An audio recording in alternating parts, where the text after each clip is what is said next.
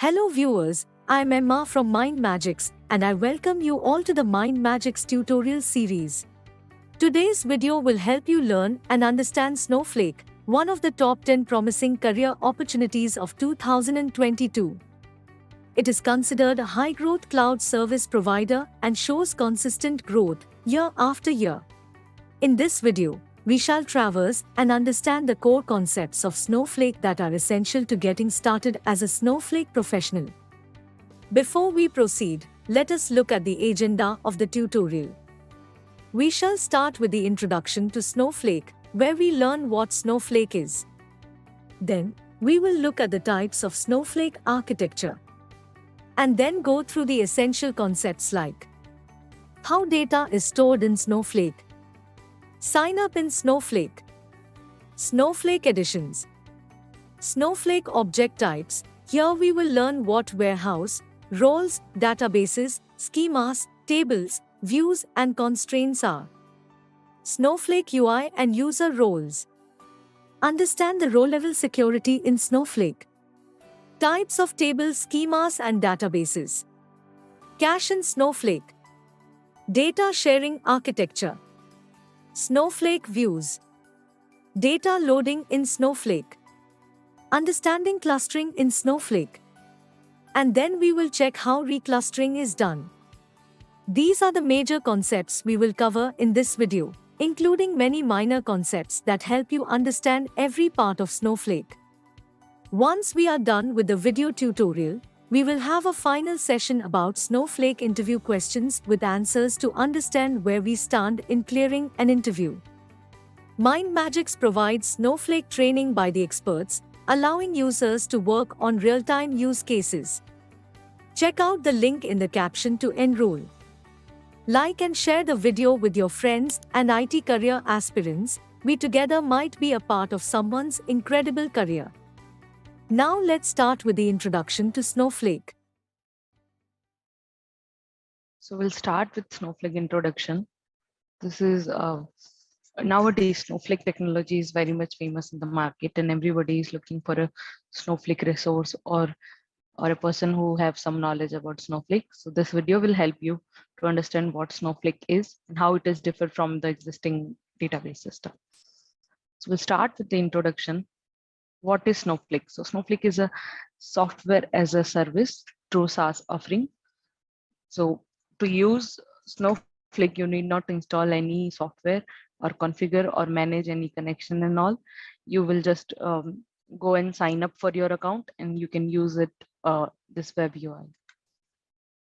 Second thing is why we all are learning Snowflake, how it is different from the traditional database. So here we have columnar hybrid storage.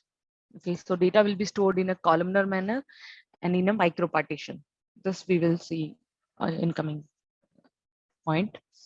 Third thing is Snowflake architecture. So we have some competitor of Snowflake like Redshift and all are providing online warehousing.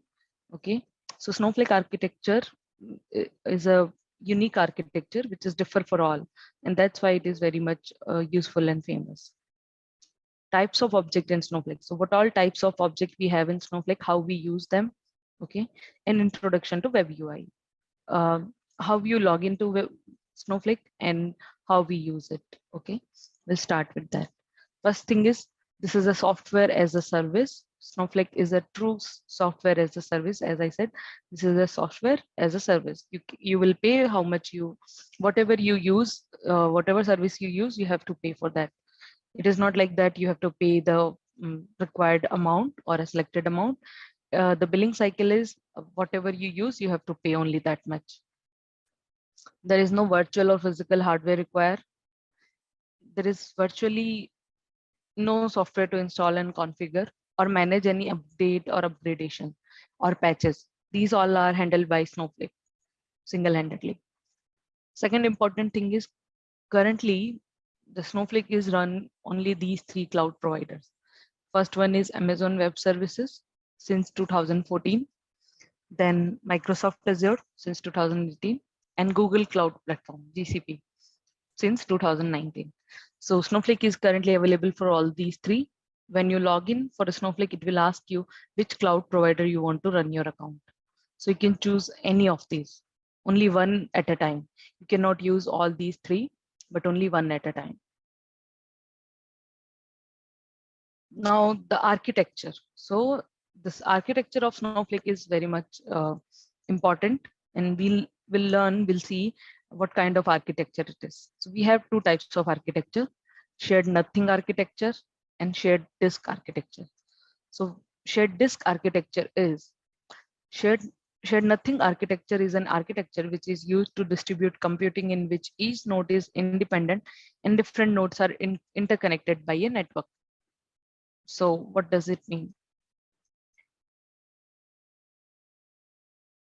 Shared nothing architecture is like this. Every processor, every node has its own storage, and they all are connected by a network. You can see here, first processor and its memory, second processor node and its memory, third processor node and its memory, fourth processor node and its memory. So they are interconnected with the network, but they are not consuming any storage. Okay, their storage is not interconnected. They have their individual storage. Every node is made of a processor and a main memory and a disk. So every processor has its main processor and a disk. The main motive of this architecture is to remove the contention among nodes. This architecture is a kind of architecture which is available in the market, but Snowflake is not shared nothing architecture. It is combination of shared nothing and shared disk architecture, and we call it as a multi-cluster architecture. Here the nodes do not share memory or storage. As you can see in this diagram, these nodes are individual and they are not sharing any memory. They are just interconnected. The disk have individual nodes which cannot be shared. It works efficiently in high volume of data. So the benefit of this architecture is it works efficiently on high volume and read environment.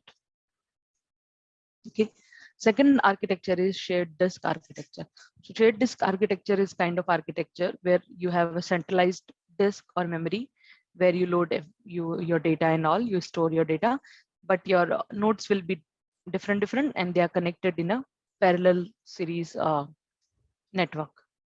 You can see in this diagram, you have 1, 2, 3, 4, 5 nodes, 5 query processor, and they all are connected to a centralized data memory. We call it as a shared disk architecture. So shared disk architecture is an architecture which is used to distribute computing in which the nodes share same disk device. So node shares same disk device, but each node has its own private memory also. But these nodes have its own private memory also. We call it as a cache memory. The disk have active nodes which is shared memory in case of any failure. In this architecture, the tasks are accessible from all the cluster nodes, and this architecture has quickly adaptability to changing workloads. It uses so when, let's say, if your one processor is having so much burden on it and your query processing is slower down, so they have an elastic capacity. So you can change your nodes or you can increase a number of nodes here, but your disk will be centralized, sharing disk. So Snowflake is a combination of all these two. If you see, Snowflake architecture will looks like this. The processor, the warehouses are available in t-shirt size from small to 6XL, small, M, XL, extra small, large, extra large, extra large, kind of this. So when you increase your size, the node and processor number of processor will increase here, and cache memory will also increase. So your query processing will be fast. And we have a centralized disk. We call it as a storage layer. All the data will be stored in a centralized memory. But they are elastic. Let's suppose one query is taking so much time. That query was taking earlier less time, but now it is taking so much time. So it is elastic. At any point of time, you can increase your warehouse size from M to XL. Obviously, the billing will be changed. Like for M, they cost 2 credit. For XL, they got some other credit. So if you're changing your size, your cost will be affected, but performance will be fast. And also you can increase number of cluster. Either you increase your size or you increase number of clusters, your query processing will be fast. So when we increase number of processor, we call as a scale out. When we increase number of cluster, we call it as a scale up. So scale up and scale out are two terms for Snowflake.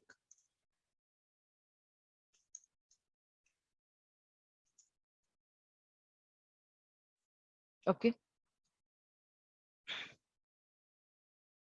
Now we see the unique architecture of Snowflake. As I said here, they have a centralized data storage. We call it as a database storage layer. So Snowflake is divided in three layers, 1, 2, and 3. Third layer is the last layer. We call it as a storage layer. Here, all your data will be stored. Your tables, your views, everything. Your data will be stored here, and you will pay about for your data. Let's say they charge you for 1 TB. They charge you 4 credit. So how much data you store here, you have to pay for that. So this is your centralized storage layer. Second is your query processing layer. So query processing layer is kind of a muscle of this architecture. So these are virtual warehouse, VM. We call it as a virtual warehouse, but this is not a storage. Virtual warehouse means these are parallel processors. These are different processors. They are working parallelly to complete your task. So this is your compute layer. The query processing, the middle layer is compute layer. This we use for any computing task, for select query, for update query, to get the data, to retrieve the data, to insert the data. So uh, to make any changes into your storage, you will use processor, compute processor. Your first layer is cloud service layer. So this is where we handle, this is user interface where we run any query when we have our metadata, and we interact with the storage layer. So you send a command from cloud service layer or top of it, it will go into query processor, your warehouse, your compute. It will compute and it will give you the result.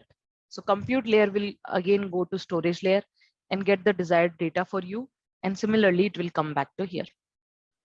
So the flow will be cloud layer is top layer. It starts the transaction. Then it will go to processor, compute layer. Compute layer will compute your query and it will go and check the data into storage layer.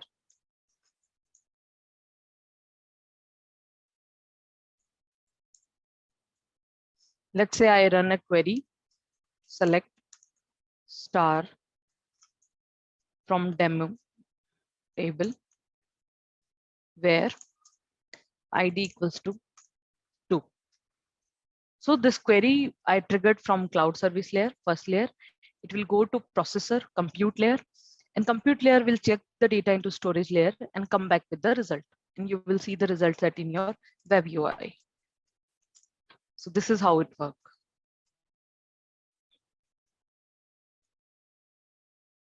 So Snowflake architecture is a hybrid of traditional shared disk and shared nothing architectures. As I said, this is the combination of all these shared nothing and shared disk architecture. It took the property of efficiently high volume and read-write environment. This will come from shared nothing. And shared disk architecture is elasticity. So this architecture has quick adaptability to the changing workloads. So these two benefit it took from the architectures, and create a new architecture that we call is as a multi-cluster shared architecture. So this is the hybrid of all these. Like shared disk architecture, Snowflake uses central data repository. This we already covered. 3-layer. So database storage layer, hybrid columnar storage. So now what is hybrid columnar storage?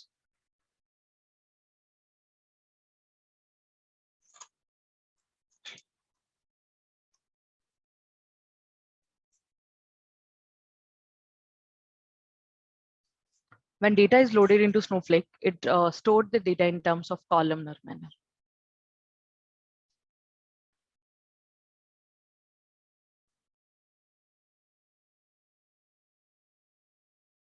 In traditional database, how data was loading. So let's say, for example, this is my table where 4 columns are there: type, name, country, and date. And the values are like 2A, UK, and 11, 2. So if it is a hybrid model, all the row will be clubbed together and it will store the data like 2A,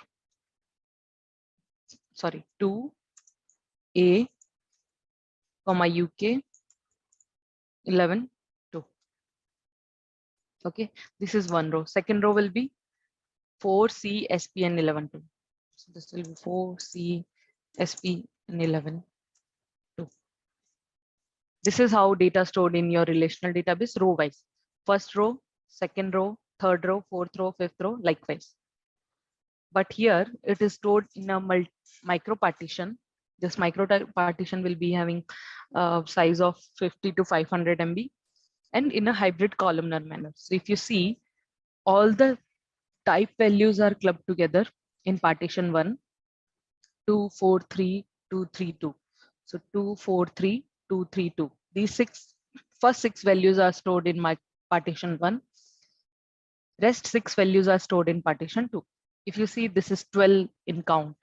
The records are 12. So 6 is stored in partition 1. 7 to 12 are stored in partition 2.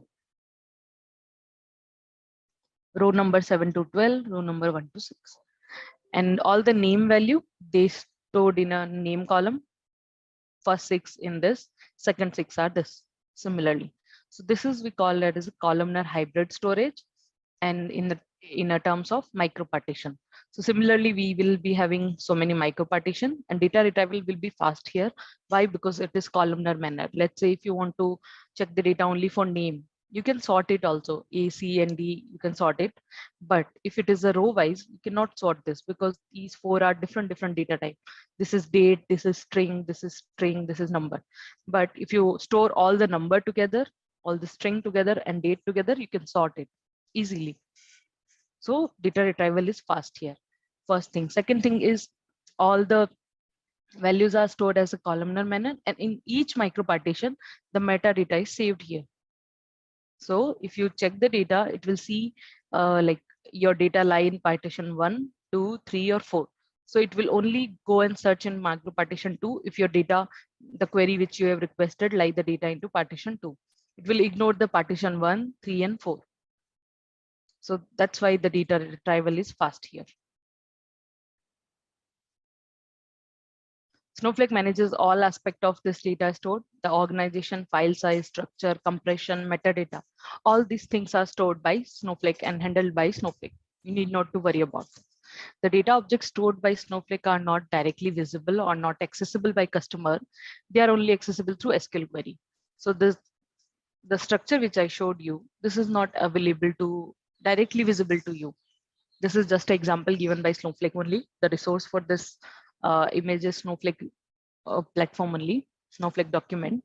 So you cannot check this, but you can run a query. When you run a select star from this, your data will go and search into micro partitions. Query processing. So second layer is query processing. First layer is data storage. Second is query processing. This is, as I said, this is a muscle of architecture. All the compute processing will happen in middle layer. We call it as a query processing. Massively parallel processing. Query execution is performed in the processing layer. Snowflake process queries using virtual warehouse. So for every query run, you need one virtual warehouse. If you have not created any warehouse, you won't be able to run any query.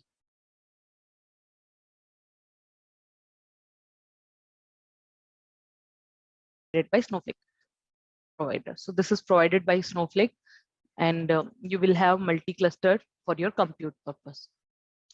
Each virtual warehouse is an independent compute cluster that does not share compute resources. As I said, this is not shared nothing.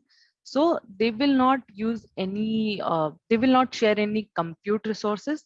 Every node, every virtual warehouse is independent from other one. Let's suppose if you have 4, 5, 6 virtual warehouse in your Snowflake account, they are individual and they are working independently. They are not dependent on the second warehouse. For this example, let's see. This is how Snowflake web UI looks like. Okay, so I was talking about cloud layer, then compute layer, and then the storage layer. So this is your storage layer. You can see your database, your schemas, your tables here, left hand side. This is your database. Okay, this is your database. You can see here, this is your storage layer. This is your compute layer. So virtual warehouse will be here. When you go to warehouse tab, you will see two warehouses. So demo T is one warehouse, compute WH is other warehouse. So this demo T and compute WH are working independently. They are not dependent on each other. Let's suppose if one query is working in demo T, it is not dependent to compute WH. It will work only by demo DB. So these are individual nodes, individual processor, you can say. And if I don't have any warehouse, I won't be able to run any query here. Let's say I will remove warehouse from here. We change the role.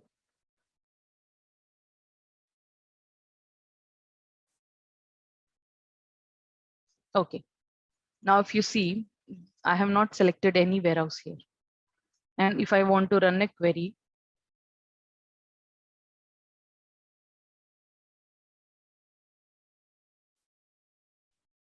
this is basic thing. I'm starting my session practical from this only. You need to understand about warehouse. So there is no warehouse, there is no processor I have selected here. When I run the query, select count of star, it will give me a result. So this is how these are the count for my table. My table name is customer. My database is Snowflake sample data. TPCH is a schema name. So when you run a select count, you have to give the database dot schema dot table. Either you give the table name and database name and schema here, or you select it from drop down. If I select Snowflake sample data and the same schema here, I need not to use this here. I can remove it.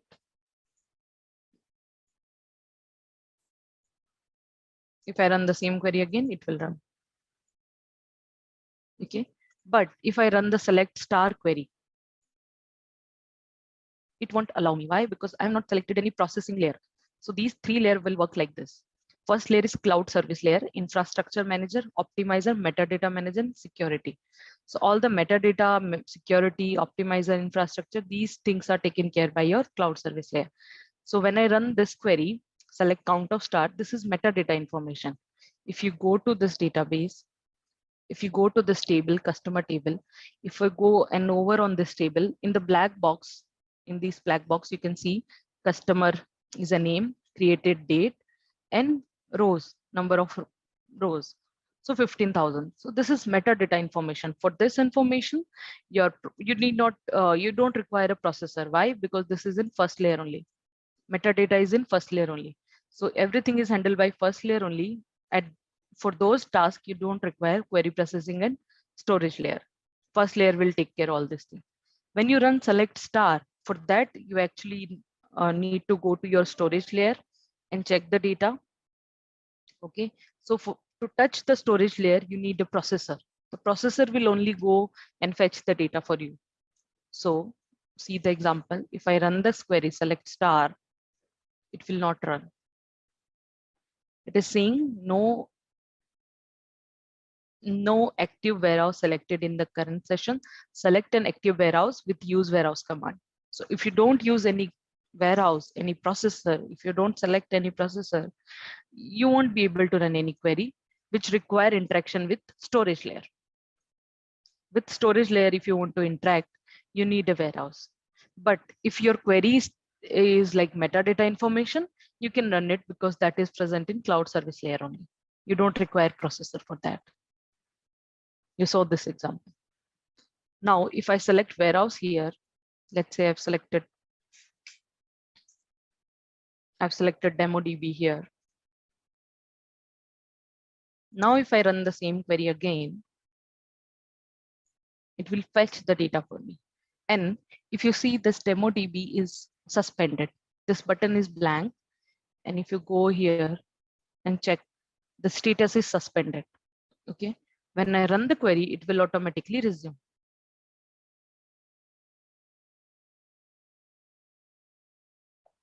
Okay.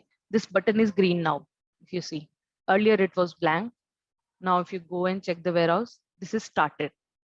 Why this is started? Because while creating this warehouse, I have given the command like resume whenever required.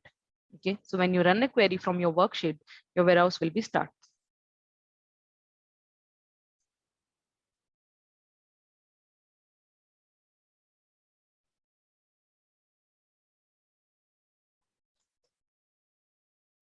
This is how these three layers actually work in a practical manner. Theoretically, this is your cloud service layer, this is your processing layer, this is your storage layer. Now we learn about query processing and storage. Third thing is your cloud service layer. So this we call as a brain of architecture. This is brain and top layer. Okay, it will choose what information you require and it will direct you to that information. So the cloud service layer is a collection of services that coordinate activity across Snowflake. These services ties together all of the different components of Snowflake in order to process user requests. So from login to query dispatch, first thing is when you go to your warehouse, you have to give your credential and login. And I'm switching, as you see here, I'm switching from database, then I'm switching warehouse, then I'm going to worksheet. All this task is taken care by cloud service layer only. When I'm switching a sheet, this is also taken care by cloud service layer only. When I'm switching a role, when I'm giving my credential, all these things are taken care by cloud service layer. The cloud service layer also run on compute instances provisioned by Snowflake from the cloud provider. So you have chosen one cloud provider, Azure, AWS, or anything. So for that instant, compute also taken care by cloud service layer. Services managed in this layer includes authentication. So authentication means your user ID, your password, your security role. Okay. When you switch a role, this is also authentication. See, I'm giving my user ID, then I'm giving my password, then I'm clicking on sign in. So who helped me sign in? The cloud service layer. Okay. Then infrastructure manager, the infrastructure which you saw in my, which you can see in this sheet, in this web UI. This is infrastructure. This is also managed by cloud service layer. This infrastructure, this is your target ribbon, this is your worksheet, this is your result set, this is your database object, this is your snow site, your notification bar, your partner connect, everything. Metadata management. So like I showed you one example, when you run a query with select count of star, you don't require a warehouse. Okay, why? Because when you go and check the table, this metadata is already available in cloud service layer only for every table. Like if you want to check for nation, the row count is 25, the size is 4 KB. Part, the row count is 20,000 and size is 5 MB. Table name is part, created on this. So if I search for created date, size of table, rows, name of table, for all this information, it is taken care by cloud service layer. Query parsing and optimization. Yeah. So when you run a query, the optimization is also taken care by cloud service layer. Access control. So access control is, I have some roles here, analyst, account admin, organization, and all. They all have their privileges, their grant permission. So that is also taken care by cloud service layer. You can give the permission to any object. So this is also come under access control and cloud service layer. To sign up for a free trial account to Snowflake, you can go to this link. You have to give your first name, last name, your email ID, then click on continue. Choose Snowflake edition. You have to choose the edition. So in the market, there are 3 types of edition available for Snowflake. These are the edition. First one is standard, enterprise, business critical, and VPS. So these 3 you can choose at the time of sign up, but the 4th one, VPS, this is not available as every user. Okay, for this one, you have to go to Snowflake support team. They will guide you and they will create a virtual private services for you. This is basically used in banking domain because this will be exclusively created for you. This is not available while sign up. But standard enterprise and business, this will be available. They will ask you, and the billing is different for these three. So by meaning of addition and version is like, for example, if you are login for Netflix, there are four types of sign up option. One screen, two screen, laptop screen, tabular screen, HD, full HD. Okay, so these are feature, and the billing is different for every uh, pack, every premium pack. So similarly, if you choose standard, it will be limited to few features only, and the cost is 2.50 per credit. If you go for enterprise plus, this will have some other additional benefit along with standard. So the cost will be 3.70. Business critical is having the most features, your security, try secret security using enhanced security policy, database failure, and playback business continuity. So all these features are available in business critical. So this information you have to give when sign up. Third thing is cloud provider. You have to choose one cloud provider. As I said, you can choose only one at a time for one account. So AWS cloud and GCP, you will select from here and then give your number and get started. You can start it. This is how you can create your sign up Snowflake account. Now, types of object available in Snowflake, we have warehouses, roles, database, schemas, tables, and constraint. We have other objects also. First one is warehouse. So warehouse, I just now explain you. This is my warehouse. These are available in a t-shirt size. Like if I create a warehouse, you will see this drop down. So if you're choosing extra small size, it will be 1 credit per hour. If you choose small, 2 credit per hour, medium 4. Similarly, it is a, when you increase the size, the performance increases twice, also the cost. So cost will be double, performance is also double when you change the size. So right now I'll choose a extra small size, clustering you will choose, and here auto suspend. So if your warehouse is in on mode, it will charge you some cost. So if you are not using your warehouse, you can suspend it. So if non-consumption of 5 minutes, it will suspend my warehouse. Auto resume. So when I run a query, it will automatically resume. As I showed you, this demo T was suspended earlier, but when I run a query, this demo T is automatically resumed. Let's say now also if I run this query, it will be automatically resumed. Now if I go and check the warehouses, refresh, demo is started. If I choose demo T here,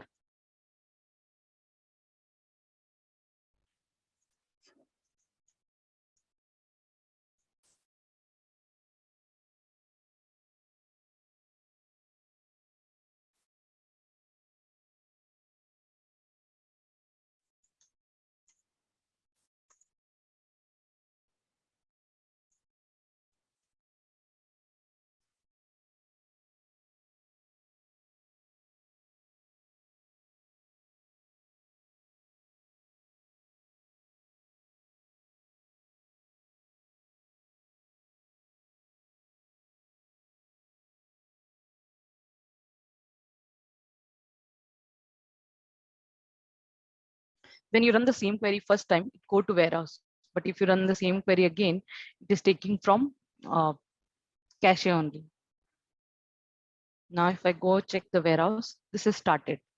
So this option is here. If you click this auto resume, it will automatically resume. If you do not mark this, your warehouse will not resume. You have to run a command, resume warehouse name.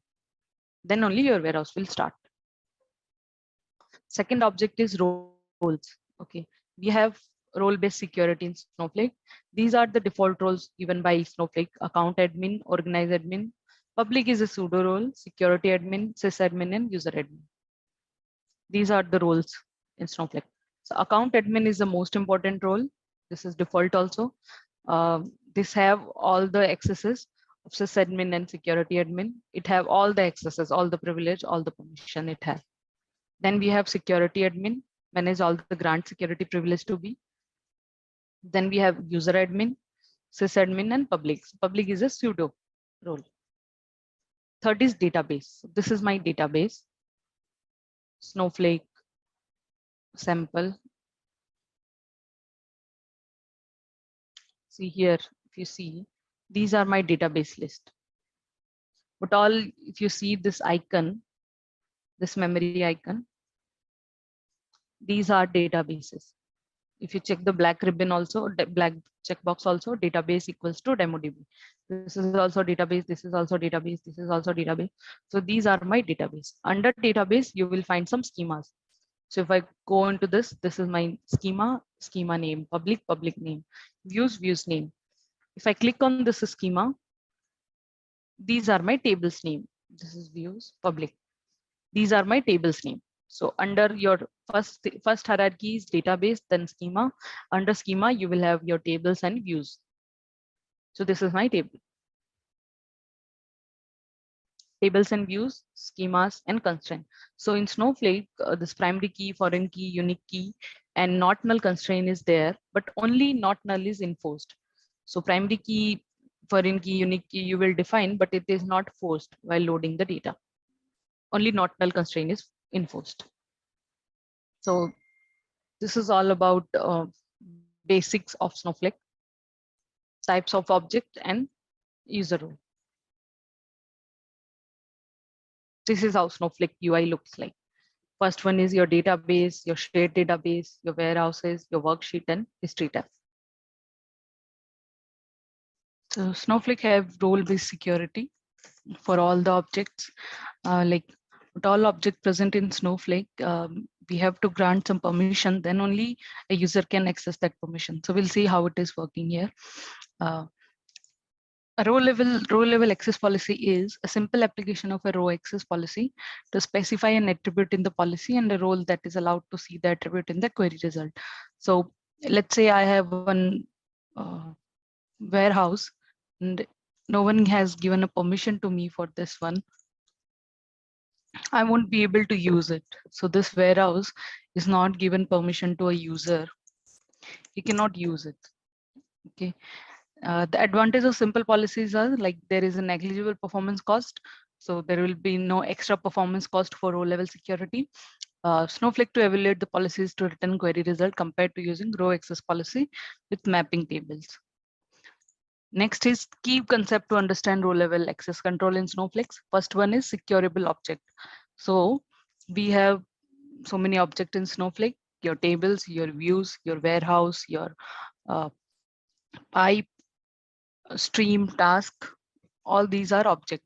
So this is securable object. Which object you want to secure for accessing?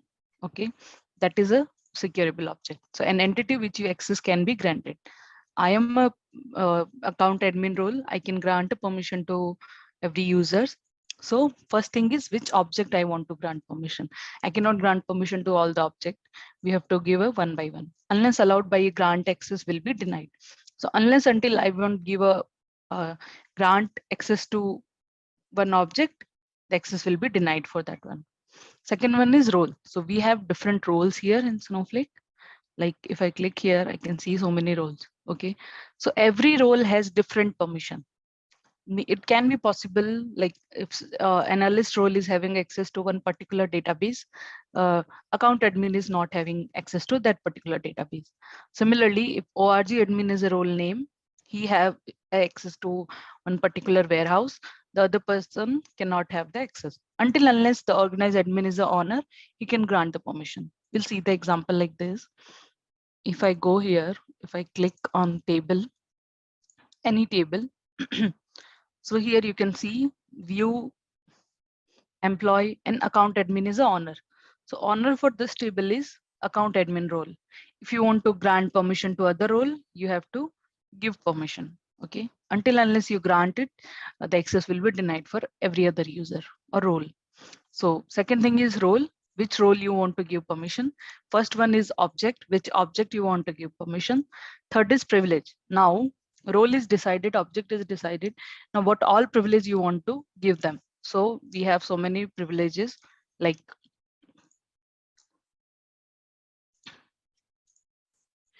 uses, modify, update, read. So what all permission you want to give. This is also we need to decide before we go for a role-based security. Third thing is user. So one user can have multiple roles, and one role can be assigned to multiple users. It is like one to many. You'll see the example. So I am a user. My user ID is this one. I have so many roles assigned here, and these roles are assigned to some other user also. It is not necessary that these roles are assigned to me. That is only limited to me. These roles are can assign to other persons also. We'll see by this. So if a role, if a person, if one role is role one, okay, he owns two objects. One is warehouse, one is database. So I'm the owner of one warehouse, I'm the owner of one database. Now I can grant permission or privilege to other role for these two objects. Okay, so I grant permission to this object one to role two and this object two to role three.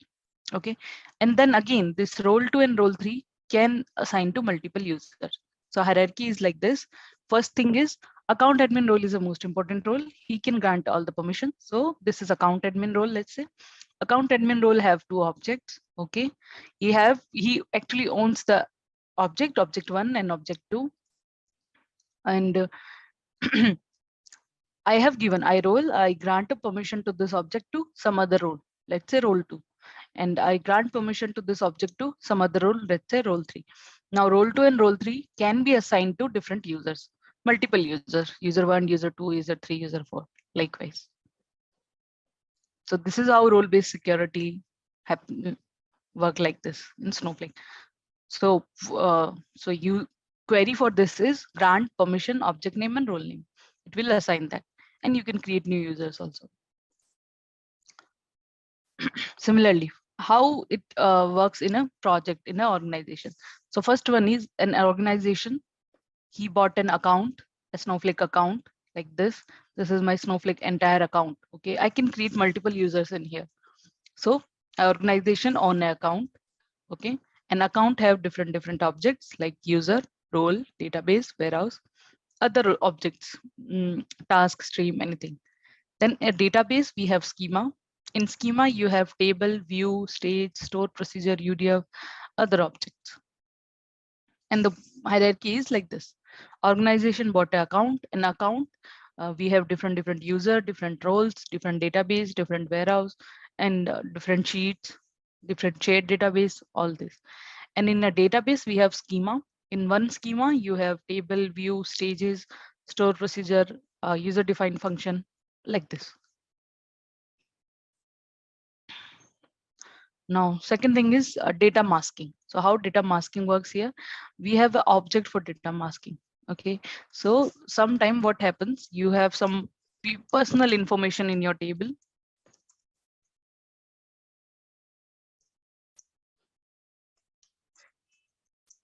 In your table.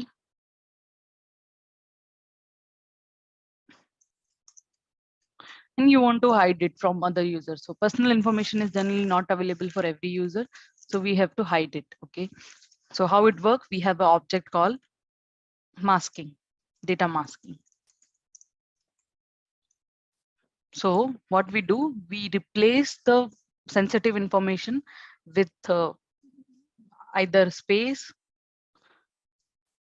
or some scattered, like you have seen credit card, we can see 1 2 3, then hash hash hash, then star star star, then 2 3, like this. You can do like this also. You can replace every number by 999. You can replace every string by AAA. So this policy you can set.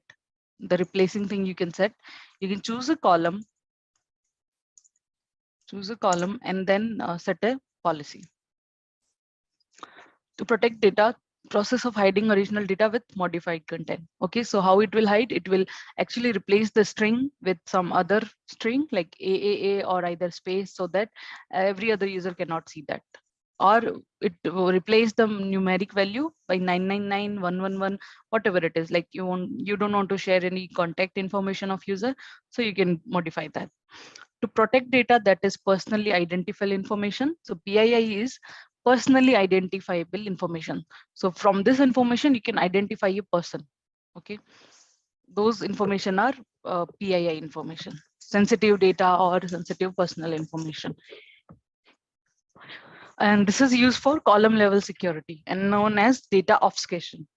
So column level security is, we saw row level security. This role based is row level security.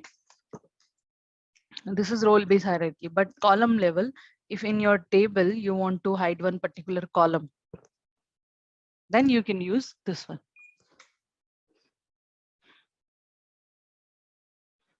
Second object is task. So these are brief introduction. Task is a use for executing a SQL statement or a call stored procedure. This is kind of a scheduling thing. Okay, task is it schedule your any call procedure or any insert statement you can schedule with the help of task. So task is, you can schedule a task and it will work automatically. Let's say in this example, you have one task. This is root task and these are child tasks. So one thing is important. A parent task can have multiple child tasks, but a child task cannot have multiple parent tasks. So if task B is dependent to task A, it won't have one more parent task. Okay, it will be one-to-one connection only. But parent task can have multiple child. Like task B is having D, E, and F. Okay, but task E cannot have dependency on task B and task C. Both it cannot be have. So it will be dependent only one task. So once task A is completed, task B will start. Once task B is completed, task D, E, and F starts. And task D, E, and F are independent from each other. They are only dependent to task B. They are not dependent on each other. So we can define a task as simple tree-like structure that start with a root task and are together by task dependency. A parent task can have multiple child tasks, but a child task cannot have a multiple parent task. A tree can have maximum up to 1,000 tasks. So one tree can have maximum of 1,000 tasks, and one particular child can have maximum up to 100 tasks. So this task B can have 100 child tasks, task C can have 100 child tasks, task G can have 100 tasks, but entire tree cannot exceed from 1,000 maximum tasks. So this we use for a scheduling or calling a procedure. You can actually task DDL. So task you can create, alter, drop, and describe. So once you have created a task, you can alter it at any point of time. If you want to edit any existing task, you can alter it. If you want to drop or delete the task, you can use drop command.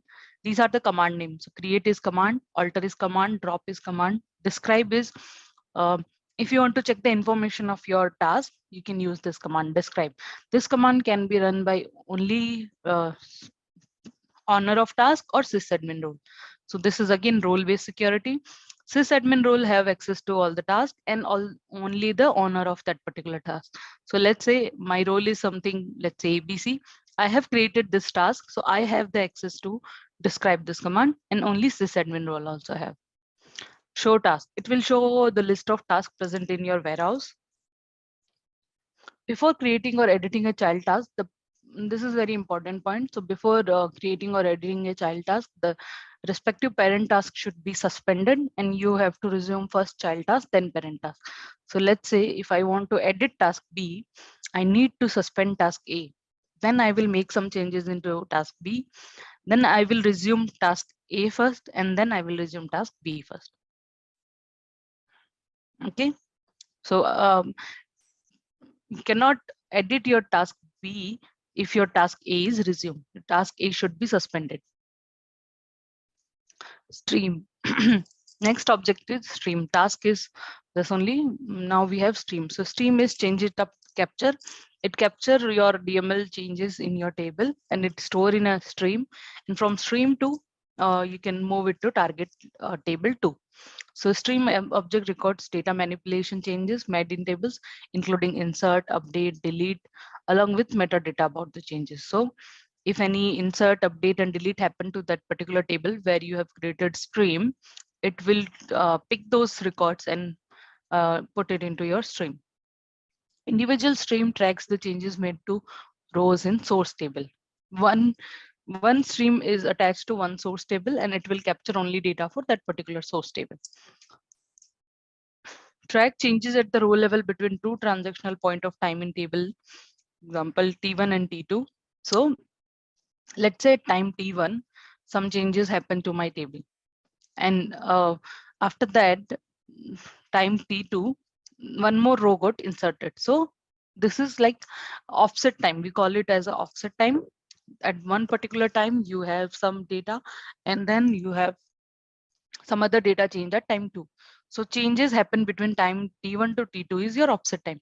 If no data is changed, then t2 time will not occur until unless, let's say at 12 p.m. some data got changed. Now the next change happen at 1 p.m. only. So your next offset time is 1 p.m. 12 to 1 p.m. The middle time is not considered. Only when the change happened that considered your time 2. Stream logically takes an initial snapshot of every row in source table.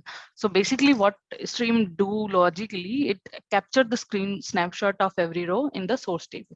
And source table is, it capture only append only. Okay, so let's say if any row got updated in your stream, it will capture as the existing row deleted and new row got inserted.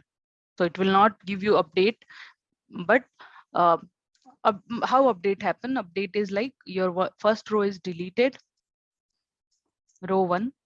Okay, now you have updated something in row 1. So stream, how it will capture? It will capture like your row was deleted, and now new row inserted with new row inserted with some changes. Okay, so in stream you will see 2 rows, one for insert, one for delete. Stream itself not contain any table data. Stream only stored the offset for the source table and return CDC recorded by leveraging versioning history. So stream, as I said, it store only offset timing. This change time, we call it as offset timing, and it give you all the change data capture record by leveraging versioning history of this source table. So this is offset timing. Standard stream is, it will capture all insert, update, and delete. And we have append only stream. So append only stream will capture only insert action. So let's say at version v1, stream capture a snapshot of my source table. Okay, after some time, one row got changes. Then v1 version 1 comes in a picture. After some time, few more changes happen. Then version 2 happen. Likewise, version 3. So S1, this is your offset time. When any change happen between the 2 times, we call it as a offset.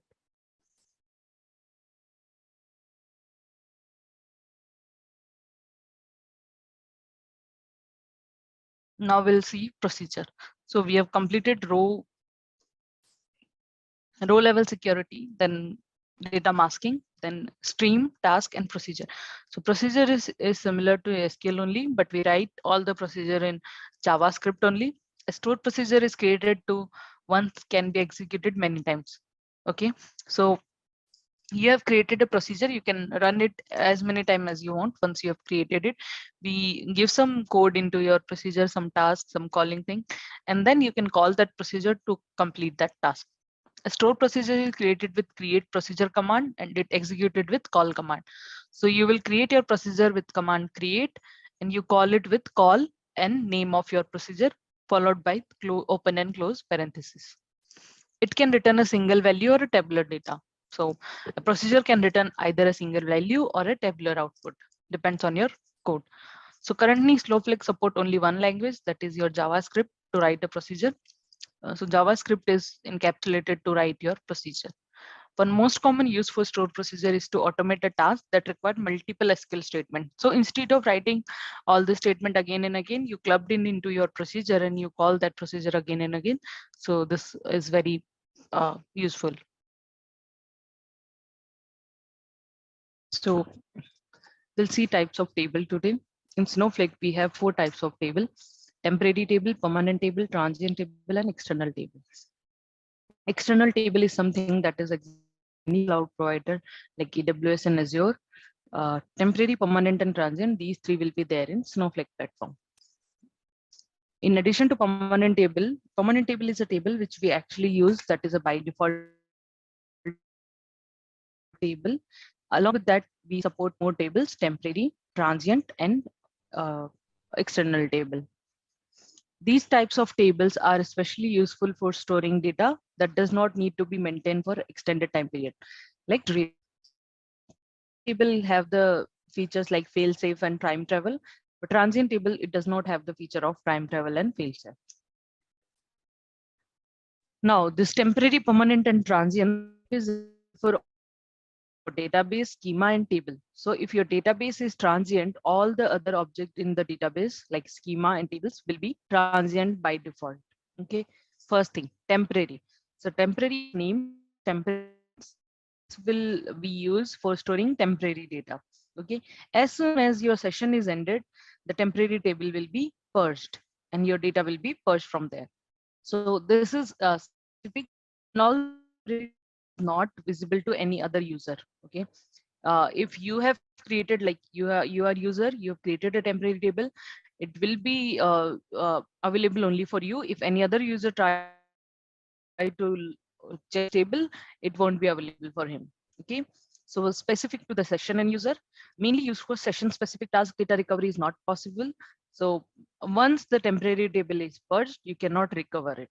We can have temporary and non-temporary with the same name. Okay, so in the same database, in one schema, you have two tables. One is temporary, one is permanent, and the name of table is same. Let's say it is employee.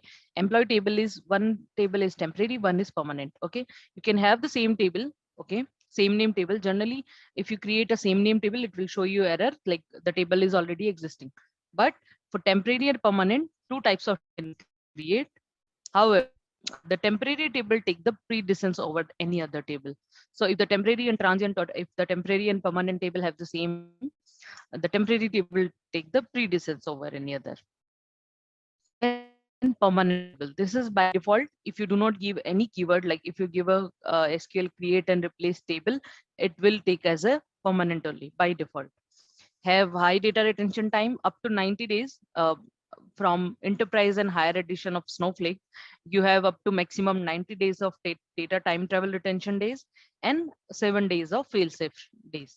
Okay, this feature is not applicable into table and table. So temporary table and transient table, they don't have fail safe period. Plus, they have only 1 day of data time history travel retention days. Okay, up to 1 days only. Mostly production tables are created for longer time. So permanent table we create in a production environment. Transient table we generally create in a stage or development region. Only difference between transient and permanent is that transient table have fail safe period and the time travel is maximum 1 day only. All the tables and schema created in transient table are transient by definition. So if you have created a database as a transient, all the schemas and table under this database will be transient only. Now we'll see one by one temporary table detail. So temporary table only exists within the session. As soon as your session is closed, your data will be purged and you cannot recreate that. Okay. Uh, they were created and persist only for the remainder of the session. Once the session ended, data stored in the table is purged. They are not visible to other user or session. If you have created in one tab in one worksheet, if you log in from worksheet, you won't be able to see this. Okay. And any other user, if you log in, this table is not visible to that. This is only specific to session and user. And temporary table, it will also contribute in your Snowflake for time duration when the table existing. Let's say I have created a temporary table now, and my temporary table will vanish after 1 hour. So for this 1 hour time period, it consumes some memory, some storage. So for particular time, I have to pay the amount to Snowflake. Okay, so it contributes in a billing of Snowflake for the time duration when this table is storing the some data. When the table is blank, it will not consume any data, but when table is storing data, it will consume data. Second is transient table. So transient table is, these are similar to permanent table. Permanent tables are by default tables. Only key difference is they don't fail safe and the time travel up to 1 day only. Transient tables are specially designed for development and testing region where the data recovery is not much required. So you can save your cost. Why we need transient table? There is one more point is in permanent table, the fail-safe period is 7 days is by default. You cannot configure it. It is 7 days. You cannot configure to 2 days, 3 days, 4 days. You cannot do this. So up to 7 days, if your table is deleted, it will consume the data into your storage and it will cost you. So sometime what happens, we require some table where data recovery is not required. So we can create a transient table. So save the cost. This table contributes in Snowflake costing, but it not utilize the fail-safe. Okay, because it is not utilizing fail-safe, so there will be no charges for fail-safe cost, but it will charge you for the storage purpose only. Like my transient table is 2 GB data, so it will charge me for that storage purpose. Once my table is deleted, it will not cost you because the fail-safe period is not there. But if it is my permanent table, my permanent size is 5 GB and I have the table is dropped now. Okay, so that 5 GB data will be there up to 7 days. They it is not 5 GB. It will be like form data. It will be storing here up to 7 days, and I need to pay for that because I even if I don't require that data, still I'm paying because the table is existing in failsafe and Snowflake is charging. So for that purpose, we can use table where we do not require this much of security, or if we drop the table, we have the backup and all. So we can avoid the permanent table there. Only that's why this transient table is comes in a picture. So transient table and permanent table, they are not differ. Transient table will not drop until unless you drop it by explicitly by running a command.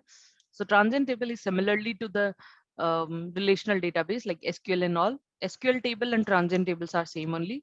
Only difference is Snowflake have one more feature. We call it as a failsafe and time travel. So those are not applicable for transient table. This is the uh, entire picture of temporary, transient, and permanent. It will help you to understand how exactly it works. Okay, so first we will see temporary tables. So temporary tables means persistent is this temporary table will be there in the system until unless your session is active. Okay. Second thing is time travel retention period. So time travel retention period is 0 to 1. Either it can be 0, you can set it to 0, or you can set it to 1. If you have not set any days, by default, it will take 1 day only. So your time travel retention days for temporary table is default 1, but you can set it to 0 or 1. Fail safe 0. Temporary table is not fail safe. Transient table is also not applicable for fail safe period. Transient table. Until unless you explicitly drop it, this table will not delete the data. I have created a transient table. It will be there in the system for 1 year, 2 year, 3 unless I drop it explicitly. We'll see this cloning part in a bit. Then we have time travel days. It is same 0 or 1, either 0 or 1. You can set it to 0 or you can set it to 1. If you have not set any days for this, if you have just created your table, by default, it will take 1 only. And fail-safe period is 0. Then we have permanent table. Okay. For permanent table, we have Snowflake is offering 4 edition: standard, enterprise, business critical, and VPS. So in standard edition, for all the table, the data retention days is maximum 1 day only. So either it is your anything, your data retention days is 1 day only for standard edition. But for enterprise and higher edition, you can go up to 90 days, maximum 90 days. For permanent table, we have failsafe as 7 days. This is same for all the edition, standard, enterprise, business critical. For all the edition, the failsafe period is 7 days only. And also this is not changeable. This will be 7 days. You cannot change it to 3 days, 4 days, 5 days. This is not in your hand. This is with Snowflake only. Once you went into your failsafe period, you cannot retrieve it. You have to contact to Snowflake support team. They will only retrieve the data for you. So for standard edition, default maximum retention days is 1. For enterprise and higher, it is up to 90 days, 0 to 90 days. Now cloning. So cloning means it actually clone an existing table and create a new table copy of that table with data, structure as well as data. If you clone a temporary table, it will create a new table with the same structure and align with the data at that particular time. Okay. Temporary table can be cloned in temporary table can be cloned into transient table, but temporary table cannot be cloned into permanent table. This is restriction. Second thing is transient table. So transient table can be cloned into temporary, yes. Transient can be cloned into transient, yes, but transient table cannot be cloned into permanent table. Okay. Similarly, permanent table can be cloned into all of these three. Permanent table can be cloned into temporary, transient, and permanent. And this is same for all the edition, standard and enterprise. But transient and temporary, these tables cannot be cloned into permanent table. That's all about types of table in Snowflake. We have these three types of table. These are the properties of tables. You can utilize it. So when you don't require a data retention days up to 90 days and all, then you can go for a transient table. If you don't require a failsafe, you can choose transient table. But if you are working in a production and you need very much sensitive data and security of data, and you don't want any disaster happening for your permanent table, you can choose a permanent table into production reason. Now, key points to take away from this. Snowflake support creating transient table that persists until unless you drop it, and it is available for all the users. So temporary table is only session specific plus user specific. If a user have created temporary table, that is limited to per user only. But the transient table is not like that. Transient table will not delete. If your session is closed, transient table will be there. It will not delete from the system until unless you drop it or you delete data from transient table. Second thing is it is for all users who all have properties to see the data, see the database. They all the users can perform some DDL, DML, any task to this transient table. They can select data, they can modify data, they can update data, and they can delete data. So all the users, what all users are having privileges, they can explain it. So privileges we explained earlier, like role-based, user-based security. If owner of this given the permission to some user to use this transient table, he will be having the access to this transient table, and he can perform the operation onto this table. If the time travel retention period for a permanent table is set to 0, like I said, for permanent table, you can set it to 0 to 90 days, 0, 1, 2, 3, 30, 40, and up to 90, but you cannot set 91. If it is set to 0, it will immediately enter to the failsafe period when it is dropped. So once it is your data retention days is over, immediately your permanent table will go into failsafe period and it will stay there up to 7 days. Temporary tables can have a time travel retention period of 1 day. However, a temporary table is purged when the session is purged. Okay, one more thing. So temporary table, we saw temporary table have the data retention days up to 1 day. Okay, but we are saying once if you have closed your session in 1 hour, then your data retention days is over. So it is like whatever will comes first, it will operate like this. So either your 24 hours is completed or your session is closed. If your session is closed, you cannot go back and check the data. You cannot go back and undrop your temporary table because your session is closed.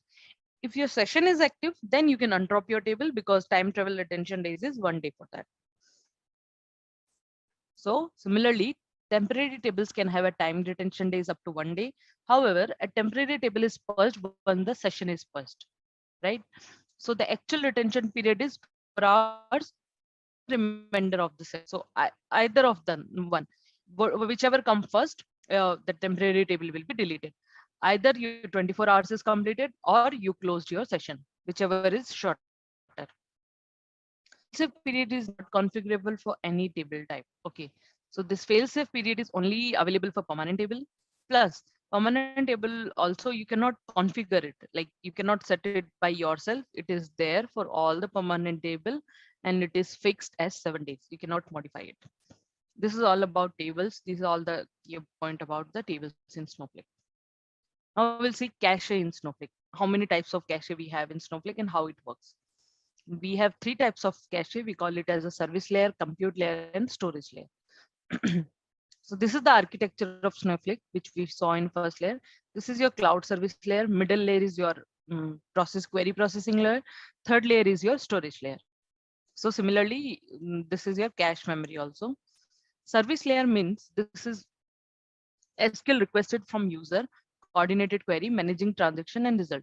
So logically, this can be assumed to hold the result cache, a cache copy of result of every query executed. So this is your first layer at your cloud service layer only.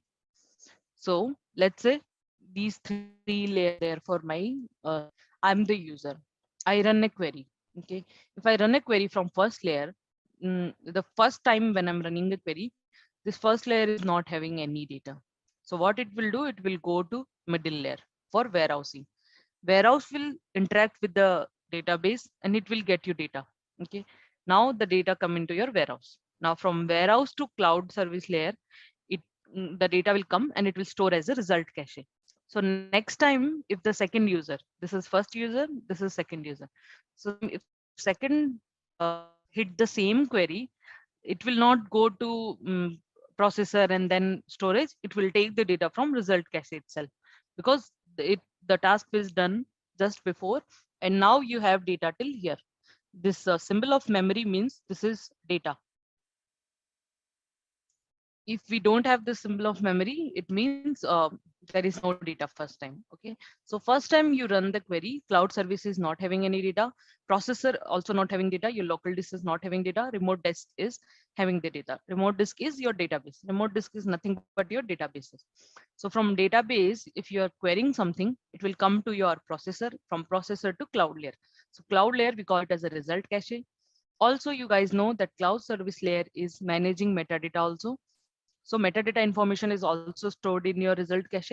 So for metadata queries, result cache query, you use your first layer. We call it as a result cache. Now, what is local disk cache? So local disk cache is, let's say your warehouse is in suspended mode. First time when you triggered your warehouse, this warehouse will interact with storage and it will get some data. Okay, you have run a query like select star from, you run a query, select star from some table, limit 300, uh, or just star. Second time if you run select star from table, limit 300. So first time when you triggered, you don't have any data into your warehouse, your local disk cache. Okay, your local disk cache is not having in data and your warehouse was suspended. When you trigger this query, your warehouse will active and it will interact with storage and it will take the data, and you will have this warehouse have one storage memory. We call it as a cache memory. Here it will store the result for select star from table. Entire data will be there. Now, if you run the same query again, then it will take the data from result cache. That is your first layer. From result cache itself, it will take the data. But if there is such into query, like here I have added limit 300, then again it will go to local disk cache only. So local disk cache, you already have star from the same table. Now it will be limited to 300 only. So it will not go again, it will not go to the storage layer, but it will take the data from middle layer only. Okay, that we call it as a local disk cache. This cache is your local disk cache. Third one is your remote disk.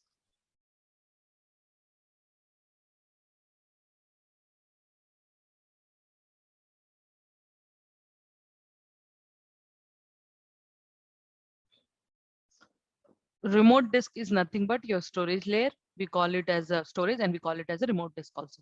So this is how we interact with Snowflake. You are a user. When you hit a query, you don't have any memory or cache in your first layer, only storage only. Okay. From there, it will come into your processing layer. We call it as a local disk cache. From local disk to, it will come into your result cache. So service layer is which accept SQL requests from user, coordinate queries, managing transaction. Logically, this can be assumed to hold the result cache, a cache copy of result of every query executed. Compute layer, which actually does the heavy lifting. This is where the actual SQL is executed. Okay, so compute layer is the layer where you actually hit the query, where actually the processing and um, processing happen, compute is happen by the data warehouse, virtual data warehouse. We call it as a VMW, the node of virtual data warehouse. This layer holds a cache of data queried and is often referred to the local disk. So this middle layer is This is where the actual SQL is executed across the virtual warehouse. This layer holds a cache of data queried and is often referred as a local disk, input output. Although in reality, this is implemented using SSD storage, all data in the compute layer is temporary and only held as long as your virtual warehouse is active. So once you, as long as your warehouse is resume mode or active mode, you will have data into your your warehouse cache. Once you once this warehouse go into suspend mode, this memory is released from here, and the result cache, it will release after 24 hours of non-usage. So we know three types of cache, how the data will be released from here. So result cache, once your 24 hours is done and in 24 hours you have not consumed the data, it will delete from here. Local disk, as soon as your warehouse go into suspend mode, this memory is released from here. So all the data in compute layer is temporary and only held as long as your virtual warehouse is active. Once your virtual warehouse is suspended, your memory is released, your cache memory is released. The next time it will again go to storage layer and pick the data for you. Third is storage layer, which provide long-term storage of result. And this is often referred as a remote disk. We call it as a remote disk, but this is your actual storage where your database, your views, your tables already existing, your centralized memory system, you can say, and is currently implemented on these three warehouse, Amazon S3 or Microsoft storage. So your storage layer is only applicable for S3 and blob storage, where you actually store your data. Now we have function. We have some defined function in Snowflake that you can use, built-in functions you can use for your operations. SQL provide many built-in functions to perform operation on data, provider and consumer account. So you have provider and consumer account in Snowflake, and you have few functions here. These functions are useful while performing mathematical calculation, string concatenation, substring, date, time, etc. So all these things we require while working in Snowflake or any SQL. We need these functions: scalar function, aggregate function, window function, table function, system functions. Okay, so scalar function means function that take a single row value as input and return a single value. We call it as a singular function. Aggregate functions are um, mainly functions that take multiple rows values as input and return a single value, like average, summation. It take the multiple rows, but it will give you one result, average of any column in your table. Window functions. Window function is subset of aggregate function that can operate on a subset of rows. Table function, functions that return results in tabular form. So some functions are like that will give you a result in a tabular form. System function. So system function are already there in Snowflake that you can use to check the data, load history, to check the timestamp, to change the timestamp. Okay, these functions are available from system. So functions that perform control operation or return system level information, we call it as the system functions. Now we have seen these function in SQL, average, count. So average will give you the average of particular row. Count will give you the count of row. Sum, minimum value. This is your scalar function. Maximum is also scalar function. Row num function. It will assign a row to your entire records. System functions example. So current account. Now, if you want to check the current account information, you will use current account function. Current user, you can use current user, current session, current role, current region, current timestamp. These all are your functions. These are few examples. This is not exactly same, but these are examples. Now we'll see shares. What is shares? So shares is functions we have done. Now it is shares. Sometime we have created in Snowflake, we create some database at one user, and the other user only want to see the data. He don't want to manipulate the data. He just want to read the data. So to save the cost, what you can do, you can create a provider account. You can share that data with some other user, and he can use that data, and he won't be paying any storage for that database because that is existing in your name. You are just sharing the permission. So when we share the data, you are actually not sharing any database. You are just giving a permission to other person to check the data to your name only. When we share, it will come into your inbound. When you are a consumer, your database name will come into inbound. When you are a provider, your database will come into outbound. When you go to Snowflake page and click on share, you will see this input and output button. Now, I have a database whose storage is like 1 TB. Okay, so the person, he just want to see the data. He don't want to manipulate the data, and there is a limitation. If you are sharing the data on shared data, you cannot use that. You cannot manipulate that data because that is shared database with you. So actually, if you are sharing, you are not actually uploading that 1 TB data and the not like that. In the back end, that person is having the permission to use your database at your storage only. So Snowflake share the data with help of shares. There are two types of account required for data sharing. One is provider, one is consumer. So you are a provider, Snowflake account which create the database and share with other account using outbound share. When you are sharing with outbound. You are a provider. When you are a consumer, you are consuming with inbound and you are consuming the data. Outbound share don't have any limitation on number of share creation and number of account. So there is no limit of sharing databases or sharing account. You can create as many as you want here. So no actual data is copied or transferred between account. As I said, share just provide to access metadata of another account. So it just provide a permission to access the metadata of other account. It actually not copy that 1 TB file, 1 TB database with other user. It just provide the permission to use it. That's why they are not able to manipulate or anything. They can just see the data because they have access to metadata of that account. So consumer account is not paying for storage. Uh, as I said, consumer account is just using the data and it is not paying for storage. Why? Because that storage is there with provider account only. So consumer account is not paying for storage. However, if consumer account run any select query or processing task, credit will be calculated. Yeah, it is not paying for storage, but let's say consumer account is running a query, any select complex query for in that particular shared database, that consumer account needs to pay the processing task credit.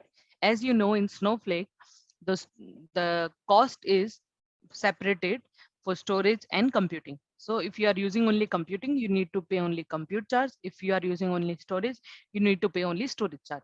So separate calculation is happening for the cost for the credit. So consumer account is definitely not using the storage, but if it is using for select query or any processing thing, it needs to pay. Your warehouse is working, so you are paying for your warehouse working.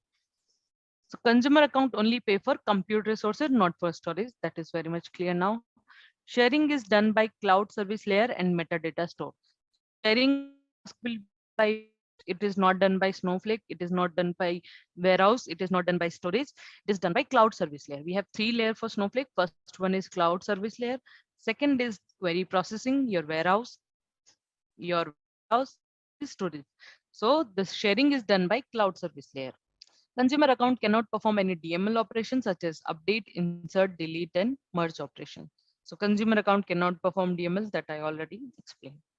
Now this is how shared looks like. If you are a provider, blue means you are a provider database, pink means you are shared database. Okay. So provider, I have a database, this one blue. I shared this with my consumer. Okay. Mhm. Okay. And he is consuming the data. So this consumer is having two more database from some other provider. You have three consumer, three shared database. So the pink one is your shared database. The blue one is your actual database. So provider is paying for cost this blue one, but this consumer, this first consumer is not paying cost of storage because all these are shared database. Similarly, if you go for consumer two, it have its own database, okay, plus one shared database. Now this consumer can share this blue database, which is because he is the owner of the database, but he cannot share this shared database because it is already shared by some user. Okay, same example, you'll see this one. So if I'm a provider and consumer, I have this blue one. I can share it with some other person. Okay, but the second database, this is shared by this provider. I cannot share this database with other. Now I have one more database. I am the owner of this blue one. I can share this database with multiple consumer. Yeah, you can share this. See, this database is shared with this consumer as well as this consumer. And you can take the data from this consumer as well as, but you can only share database which is only for you. You cannot share a shared database again. Okay, like this pink one, this is shared by this provider. I cannot share this again. I can just use it, but I cannot share it. I don't have the permission. This is how your data sharing architecture looks like in Snowflake. These are the provider account, these are the consumer account. Now this is provider and consumer both, because if I have account, I can be provider and consumer both. One database I'm sharing with someone, and one database I'm consuming from someone has shared with me. Now we have views in Snowflake. We have three types of views in Snowflake: materialized view, normal view, and secure views. So views in SQL are kind of virtual tables. A view also have rows and columns, and as they are real table in database. So views are nothing but your virtual tables. You have a table, you created a view, so it is just a replica of your table, and it will have column name, tables, row number, all the things you have in your views also. We have two types of views, special types of views in Snowflake. One is materialized view, one is secure view. So we'll see materialized view.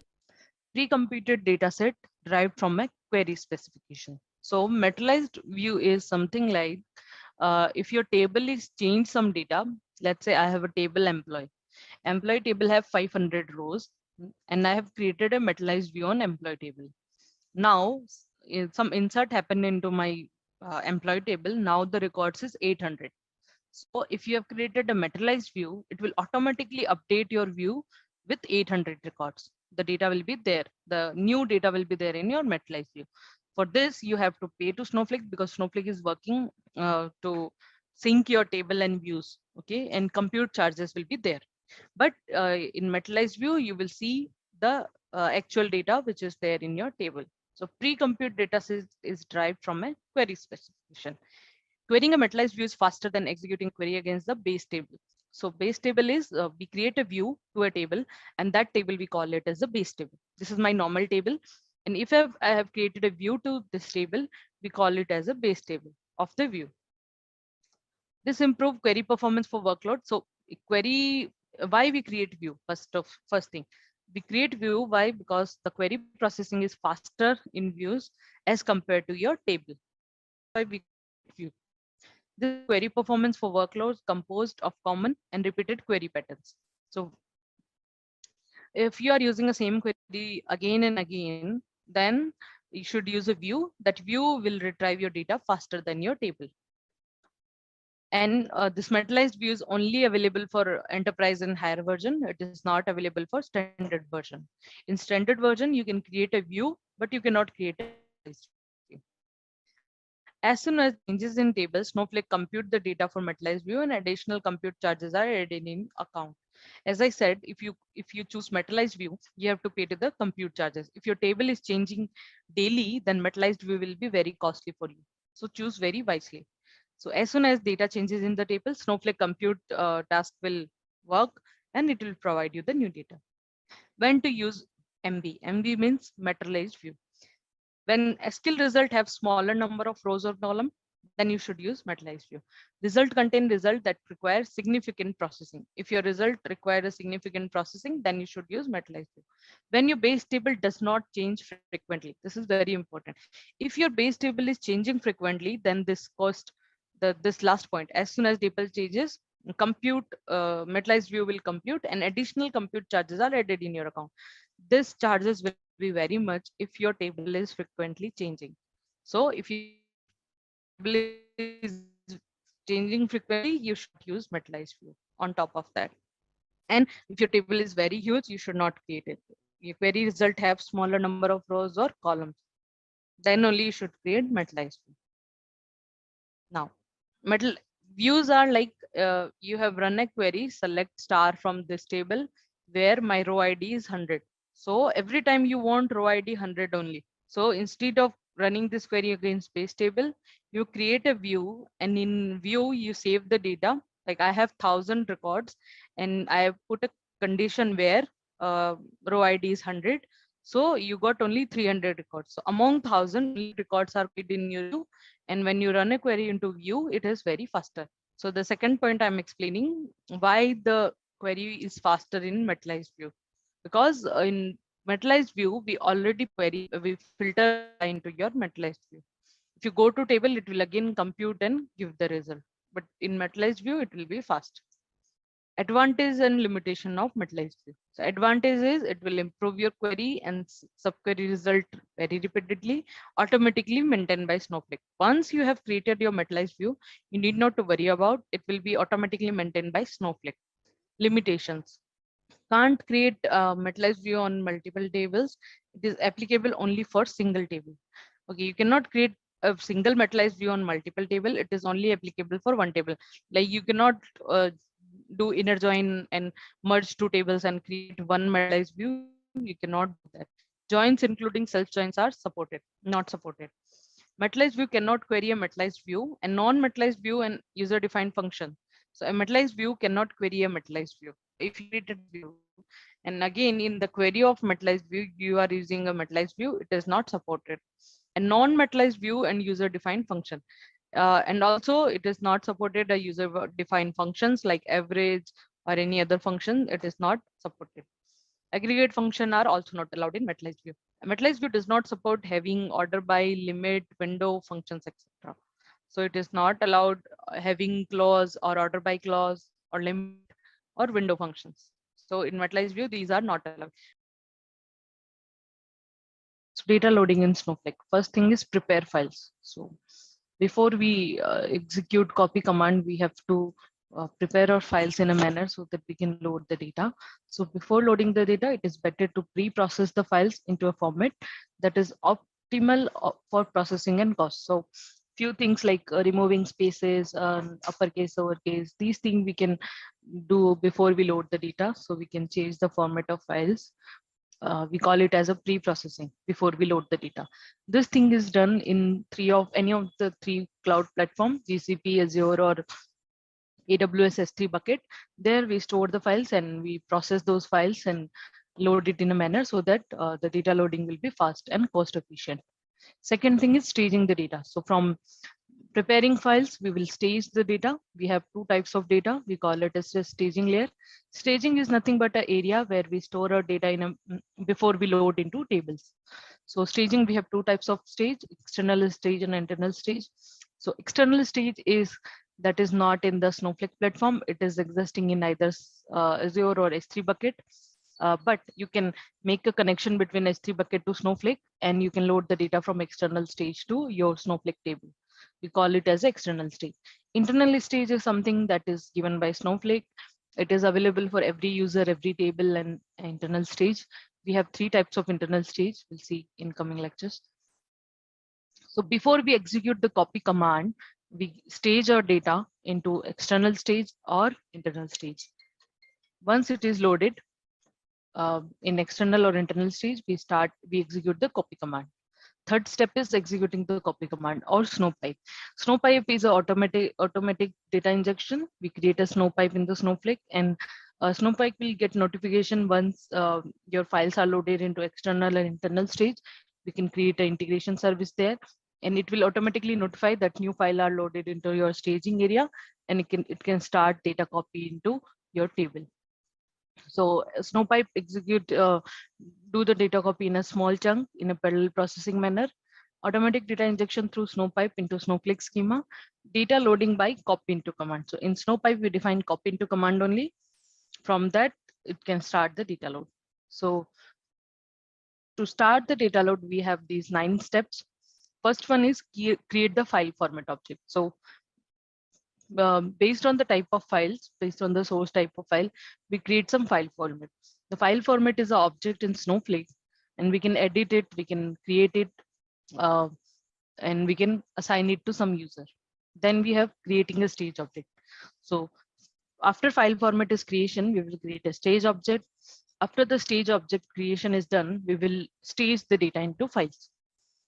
So stage the data files. Third step is stage your files into staging area. Fourth is optional. After staging, you can list out your stage file. There is a command list at the rate your stage name. This command will give you all the list of file existing in your staging area. Then we have copy into the target tables. So this is our main purpose, copy into our target tables, data loading from any other environment to Snowflake. Sixth is resolve data load errors related to data issues. So this is also optional. If you have any errors related to data or any type mismatch or something like that, that you have to resolve once your data loading is happening. Verify the loaded data. So once your data load is completed, you have to verify the load data, that the data existing in source file and data loaded into target are similar only. Your eighth step is remove the successfully loaded data files. So this is also optional. Step number 8 is optional. Once you loaded your data from any external stage or internal stage to your table, you can remove these files from your staging area. That is a best practice we do. Why? Because once a file is loaded into target, the snowpipe will not take it again. Okay, and also it is unnecessarily using the space area. So to release the memory, you can remove these files because these files are already loaded into your table, validated the data, everything is done. Now you can remove the files from your loading area. So these are the steps. And after this, you can load it the data. This is the foremost steps. We'll see step number first. Step number first is create file format. So how to create a file format, we'll see. A named file format is an object in Snowflake. You can create a file format with the command create or replace file format and give a name to your file format. That file format you can use in your copy command, your external stage defining, or while you loading the data, you can use that name as it is. So a named file format object provide a convenient means to store all the format information required for loading data files into tables. This steps is optional, but it is recommended when you plan to load large number of files of a specific format. When you're loading a large number of files of the same specific format, it is advisable that you use file format. So type equals to CSV in file format. This is the default value. File delimiter, the character which you define for delimited purpose. Skip header equals to 1. If you define skip header equals to 1, these are the parameters. So till here, this is the file format thing. Type, file delimiter, skip header, these are the parameter you define under your file format. We'll see the example. So type equals to CSV, I define file delimiter. Delimiter means whenever it see a pipe, it will create a space and it will give you a values like default space value. Okay, then we have skip header. If you define skip header equals to 1, it will skip the header from your file. If you define it 0, it will not skip the header from your file, and the by default value is 0 only. Number of header lines at the start of the file, the copy command skip these lines when loading the data. So when you say skip header equals to 1, the copy command will skip the first line because that is your header metadata. We don't want metadata because your table is already having metadata column there. So we can skip our header. This is how the file format looks like. This is how you can create a file format, the type of option. If type equals to CSV, compression type you can give auto, zip, anything. Record delimiter you can give, file delimiter you can define, skip header you can define, skip blank lines you can define, date format you can define as a date format DDMMYY, or you can select a auto also. Time format you can define, timestamp format you can define, binary format, which binary format you are checking, like hexadecimal, UTF-8, base64, these three you can choose. Time trim space. So if there is any space, it will trim. If you define as true, then it will trim your space. If you define false, it will not trim your space. Field optionally enclosed by. This is also option. You can use this character. Any character you can define here from which your field are optionally enclosed. This we use while we see the error loading in the data. So this is necessary that time. Error on column count mismatch, true. If the error column count is mismatch, you can define as true. Validate field as null, encoding, skip byte order. These are the files. So this is for CSV type file. This is for JSON file type. And this is for Avro file type. Okay. This is how it is. For XML, we have this kind of types. So you can define your file format in this manner, create, replace file format, give the name, and then you can define this type, compression, whatever thing you want to choose for your file format, you can choose it from here. First thing is file format. The second thing is creating stage object. As I said, we have two types of stage, external and internal. External is Azure, AWS, and GCP. Internal is with Snowflake. And Snowflake again have three types of internal stage. We'll see it. This step is recommended when you plan to load data files regularly from the same source. So when you're loading the data, when you know your source is same and you have a repetitive load like twice a month or weekly or daily data load you have, daily load you have. So there we use this staging areas because you know your source type is same every time. Data will be shared in that space only, that source space only. So you can load the data from there.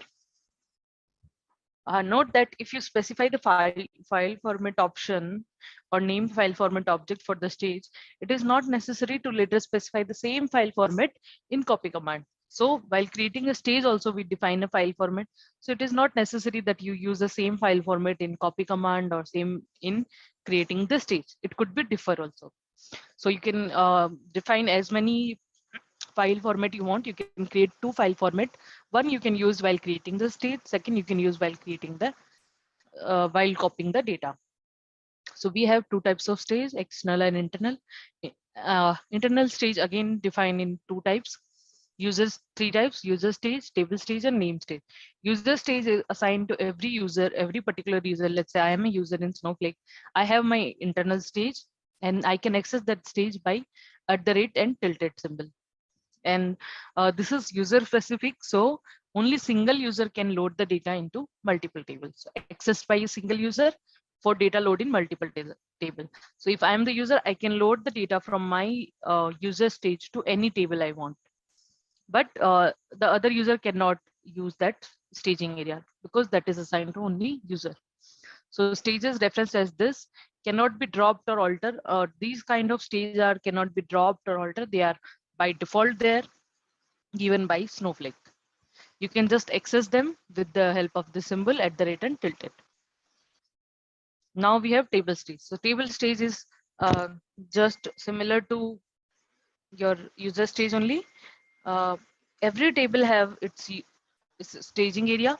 You can reference that by @ and percentage. You can list out the files existing there and accessed by a multiple user, but only you can load in single table. Let's say my table name is employee. So employee table have its own table staging. Okay. So from employee table staging, you can load the data only into employee table. You cannot load the data from employee table to department table. Why? Because you are using the employee staging area. And but yeah, this is the table stage, so it can be accessed by multiple users. User 1, user 2, user 3 all can access this area, and they can load the data only into single table. Now we have a name stage. Name stage and external stage are similar only. This we can define. We give a name, internal stage, that can be used by multiple user, and this stage can be used by multiple user, and you can load the data into multiple tables also. And we access this stage with the symbol only @ So for user stage, it @ tilted, then the username, table stage @ % and then table name and name. So these are the examples. So external stage, this is the command, create integration object for external stage. So for external stage, we need to create an integration object. So this integration object, what it does, it create a connection between your third party Azure or AWS with Snowflake. So you have to create the connection between these two. So for that, we need to create integration object. This integration object is not required in internal stage. Why? Because internal stage is existing in Snowflake itself. You need not to make any connection. So this is required only for external stage, as you can see, only for external stage. Create integration object, create storage integration, give a name Azure_int I have given, type equals to external stage. Storage provider, you have to give your storage provider name, AWS or Azure. Here I'm creating Azure storage, so I'm giving Azure's name. Enable true, Azure tenant ID. Give this Azure tenant ID from your Azure account. From Azure account, you can copy your tenant ID and paste it here. Then storage allowed location. This you can use multiple location also, or you can give one location also. So storage allowed location is your blob storage location as it is, followed by Azure / Snowflake Azure demo 123.blob.core. After this, you will give your windows.net. After this, you will give Snowflake _ demo. So the Snowflake _ demo is nothing but my path of my blob storage name. Okay. So here, Azure myaccount.blob.core windows.net. Till windows.net, it is same for everyone. After that, my container one. So this is the container name, my container name existing in Azure. Then the path of your folder from where you will be taking the files and your data. Then we have URL. This URL you have to, you will get it from your blob storage only, container and path. After this, I've created a file format. So for creating a file format, this is the code. Create or replace file format. Give the name. I have given name as demo.db. DemoDB is my database. Public is schema dot my CSV format is my file format name. Type equals to CSV. Fill delimiter by this. Keep header equals to 1. So when I run this command, I will create a file format name as my _ CSV dot format. Then I will create an external stage using these two external integration object plus file format. Create a replace stage. After that, this demo _ DB is database name. In Snowflake, either you select demo DB from your worksheet or you give the database name in the code. It is best practice that you give the name in here so that in the same schema and database only you create your integration object. So demo DB database dot public is my schema dot my Azure storage. My Azure stage is my external stage name. My Azure _ stage is my stage object. Then storage integration equals to Azure int. Because I'm using Azure, I'm giving Azure integration name here. This is storage integration name. URL you have to copy from your Snowflake. I have given URL here. Then URL you can copy once you run the storage command.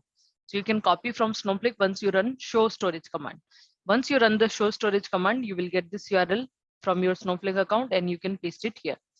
Then I'm using file format. This file format, my _ CSV _ format, I have created for this stage only. So I'm using file format equals to my _ CSV _ format. So this is how we create it. Once I run this, my external stage will be created. Now we'll see how to create internal stage. So create file format, create or replace file format, demo file format. This is my name of file format, demo _ file _ format. Compression I have given as auto, skip header as 1, trim space equals to true, date format equals to auto, timestamp format equals to auto. So this you can, the file format things you can choose from anything from here, whichever required for your format. You can choose skip header, you can choose binary format, you can choose file format if optionally enclosed, anything you want, you can use it here. Then use this file format into your internal stage creation. So for creating internal stage, the command is pretty simple. Create or replace stage, name of your stage. So here I have given name as my _ stage 2. Then file format, use this file format which we created about demo _ file _ format. So file format equals to demo _ file equals to format. So this is my internal stage creation. And there are second thing also, either you use the file format created above or you can define the file format while creating your stage also.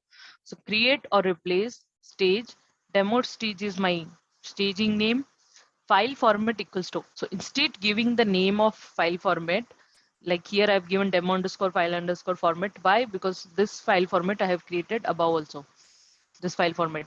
If you have not created any file format, you can give file format like file format equals to open and close parenthesis, type equals to CSV, fill delimiter equals to 1, skip header equals to 1. You can define all the values here. Instead of giving name, you can define here also. This you can do for external stage also. So this is about internal and external stage creation. Step 3 is how to staging your data. Okay, so first thing is you have, if you are using internal stage, you need SnowSQL. So you have to download SnowSQL and then you can using this link you can download your SnowSQL. Open CMD command from your Windows, type SnowSQL plus enter, and check the version of SnowSQL. Once you get to your SnowSQL version, you can log in -a your account name. Your account name is given in your URL. You can see in this snapshot. -a your account name, -u your username and password. By this, you will log into your web Snowflake with your SnowSQL command. And after, when you make a connection between your SnowSQL and your web URL, you can stage your data. So for staging the data, this is the command: put file :/c user desktop azure demo.csv. So @ symbol. So this is for user stage. For table stage, we use %. For name stage, we use @stage name. So this is name stage. When you run this command from your CMD, before running the command, you have to download SnowSQL, first thing. Second thing, you have to log in from CMD command, giving your username and password, account name. After that, you can use this put command as it is. Run this put command here, and you will see your files is inserted into internal stage. Source, target file. Source file is this one, demo file.txt. Target is zipped. Source file size is 97. Target file size is this one. Source compression none. Target compression is zzip. You can see zzip is automatically, it will compress and load into your staging area. Status is uploaded. So once you upload your file into staging, it will be uploaded like this. And this is how you give your path, like A is your account name, U is your username, and your password.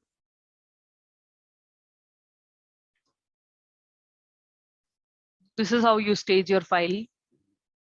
3 staging we have: tilted is user stage, percentage is table stage, only @ is your name stage, and @ is used for external stage as well.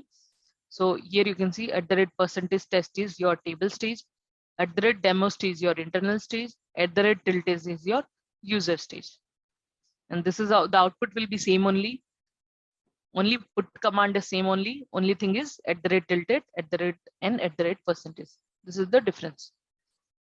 Now step 4, list out the staging file. Once you loaded the file, you can list out your staging file with this command: list @tilted. It will list out all the file present in your user stage. For table stage, it is @% and your table name. Name stage, it is list @my stage name. For external stage also, list your external stage name.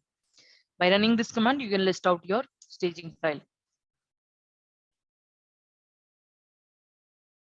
Now the part is how to create a snow pipe and load your data into your target table. So copy into command work like this: copy into target table name from your staging name, and data will be loaded from your staging table to this table. Okay, so copy into target table name and from your staging name.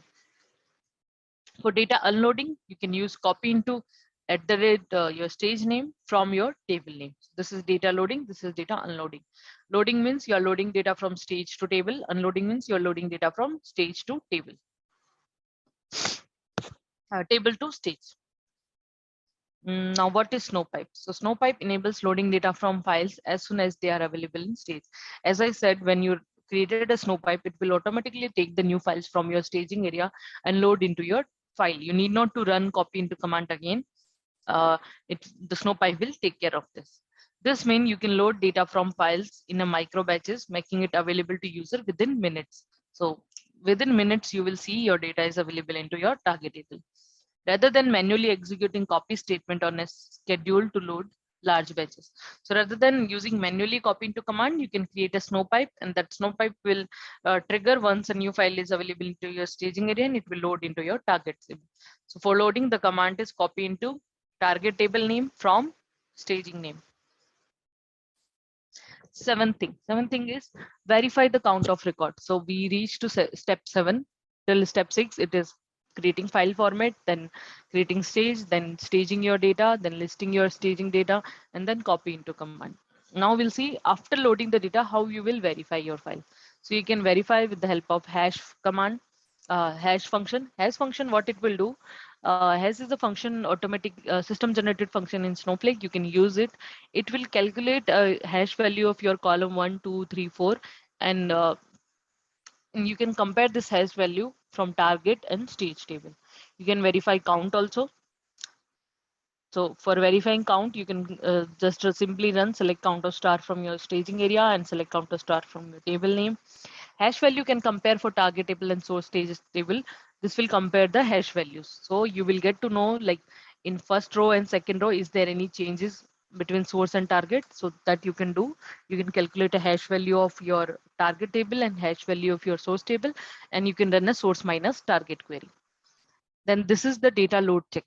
In information schema, we have a copy history table. So in this copy history table, you can actually check the data uh, like 5 hours, 5 days before what data loaded into your table. So for that, the query is select star from table. Information schema dot copy history is your table. Table name equals to give your table name for which you want to check the data load. So here your target table name will come, and start time you can give a defined time here. Then you can load, you can check the data for your pipe also. Select star from, validate your pipe load, give your pipe name here, and same thing. When you run this one, it will show you your pipe, how much files is loaded by your pipe, okay, within last 24 hours. When you run this one, it will tell you how much records is inserted into your target table. So both things we have to validate, because we are loading from our pipe. So we need to check from snow pipe how much files are loaded, okay, and we are loading into our target table. So target table check, you can check from this query. So validation is also completed. This is how the bulk data completed for Snowflake, how you can load the data into your Snowflake environment. These are the 8 steps for that. And then you can remove the successfully loaded file that you can remove just by deleting the files from your internal and external stage. Clustering in Snowflake. So clustering is very much important in Snowflake. Clustering is very much important in Snowflake. So how data is loaded into Snowflake, micropartition and clustering. We'll see that. So clustering in Snowflake is a process to optimize data retrieval. Data stored in a table is stored ordered along natural dimension. Clustering is a key factor in queries to sort or order the data for faster data retrieval. So we use clustering key just to retrieve our data faster. Table data that is not sorted or partially sorted may impact our query performance. So when we have a large table, if we are not using any clustering key, it will impact our performance. Why? Because it will take so much time to retrieve the data. Data is inserted into table and clustering metadata is collected and recorded for each micropartition. So when you define a clustering key, whenever you insert the data, Snowflake will automatically collect the information and record for each micropartition. You need not to worry, or you need not to admin your clustering key. It will be taken care by Snowflake. Using clustering Snowflake, avoid unnecessary scanning of micropartition. We call it as a query pruning. So what it means, let's say for your table, you have 2 GB of table, you have 5 micropartition. So if the data is sorted or your data is clustered, uh, the query pruning will be fast. Why? Because you know that 5 partition, among 5 partition, you need to check only 1 partition or 2 partition. That's 3 it will exclude. Why? Because you already know like data is not there. If your data is not clustered, then it will go into all the 5 partition and scan the data and give you to the result. So that's why it is fast. Why? Because it is clustered and all the similar type of data is ordered and saved at the same place. This is the logical structure for that. Let's say your row in Snowflake, the data is loaded into columnar hybrid manner. So 4C SP11.2 is loaded like this, 4C SP and 11.2. This is when data is non-clustered. Okay, and if you see 3xd11.5 is there. So let's say if I'm checking for type 2, type 2 is not ordered and it is scattered also. If I want to check the data where type equals to 2, it will scan the partition 1 because 2 is there.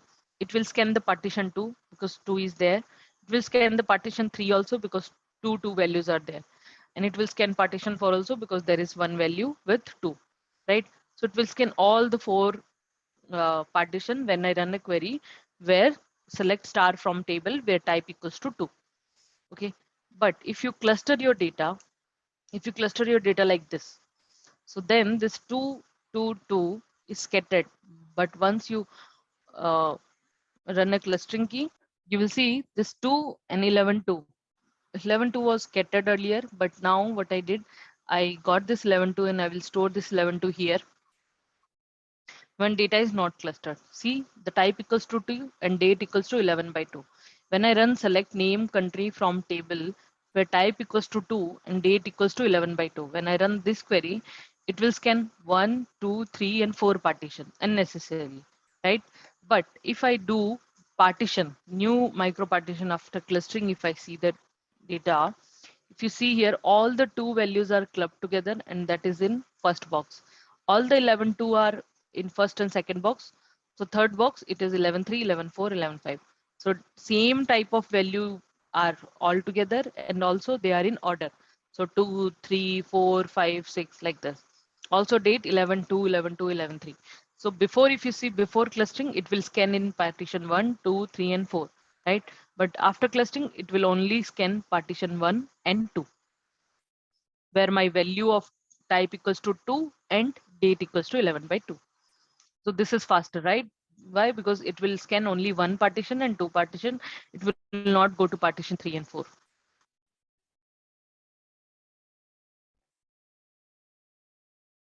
Clustering key. So to see the clustering in Snowflake, we have to know about clustering key. Subset of a column in a table. You can choose your key column or any column which you want to do clustering based on that column. So subset of a column in a table or expression on a table. So you can define a clustering key either to date of something or substr of some column or only first value of your column. So that's why it is written as expression. So expression is nothing but you can use any expression or half of your column values as your clustering key. Explicitly designed to co-locate the data in the table in the same micropartition. This is designed to co-locate your data in the same partition. Useful for very large table. This is very useful for very large table. Improve scan efficiency in queries. No additional administration required. So this is, I told you earlier also. So no additional administration required. Future maintenance performance by Snowflake automatically. Once you set your clustering key for your table, you need not to worry about any administration task. Snowflake will take care of this. When to define clustering key. Now you know how to define a clustering key, but you should know when to define it. If your table is changing frequently, you should not define a clustering key because this will charge you so much computation. Why? Because the data is changing every time. Again, Snowflake needs to do some computation and give you the sorted data. So it will take time and also increase your costing price. So queries on the table are running slower than expected or have noticeably degrade over time. If your queries are running slower and you can notice a degrade on your time, then you should define a clustering key. The clustering depth for the table is large. Clustering depth we'll see next slide. Clustering is computationally expensive, so only cluster when query will benefit substantially from clustering. So as I said, computing for clustering is expensive, so choose wisely and only use clustering when you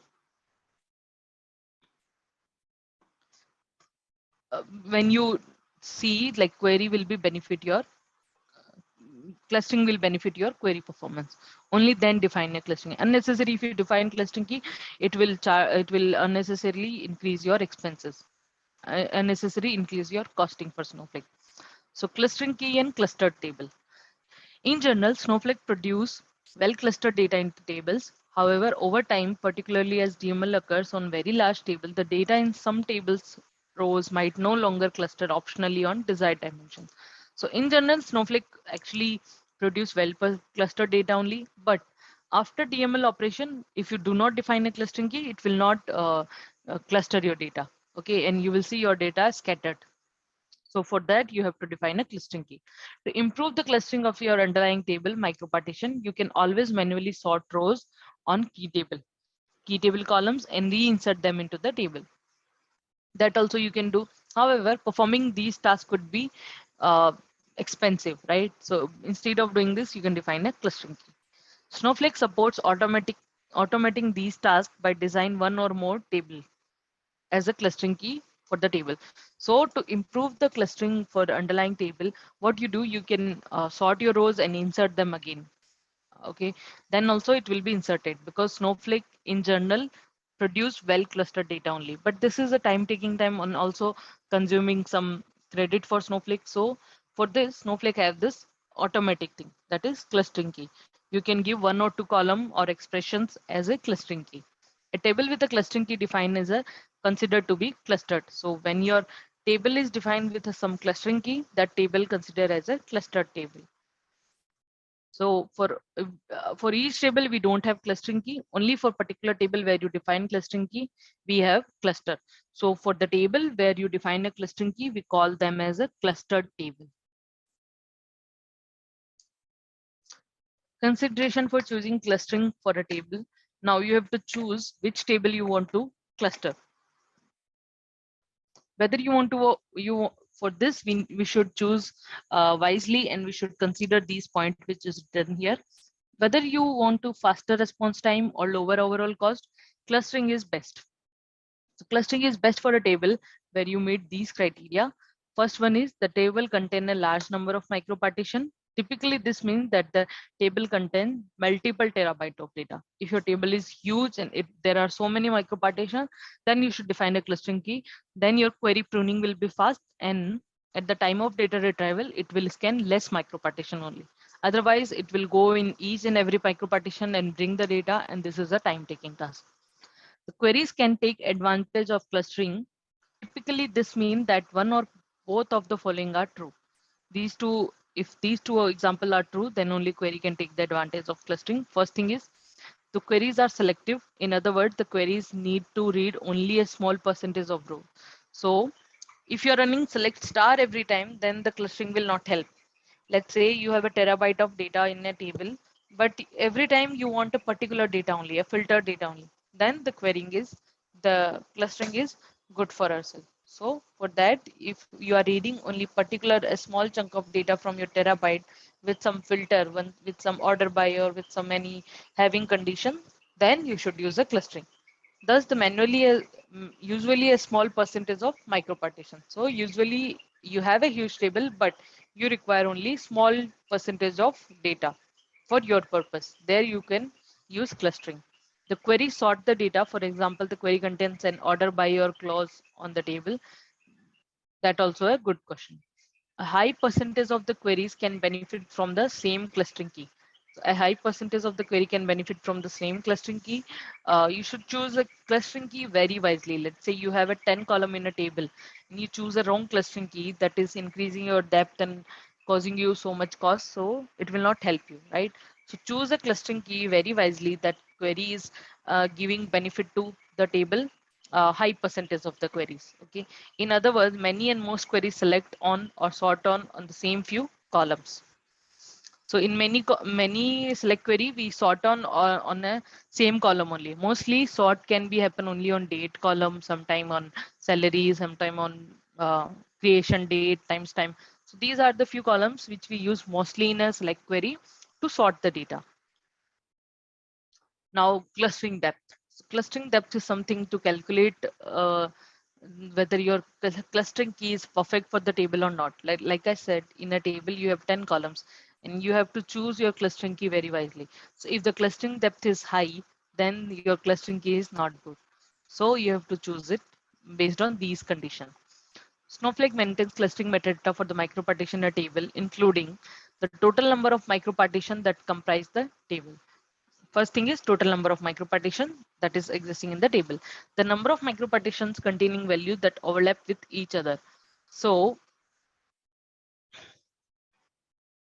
like in this example, if you can see partition 2 and partition 3, they have some overlap values. Overlap values means 11 date 11 by 2, 11 by 2 existing in both the micropartition.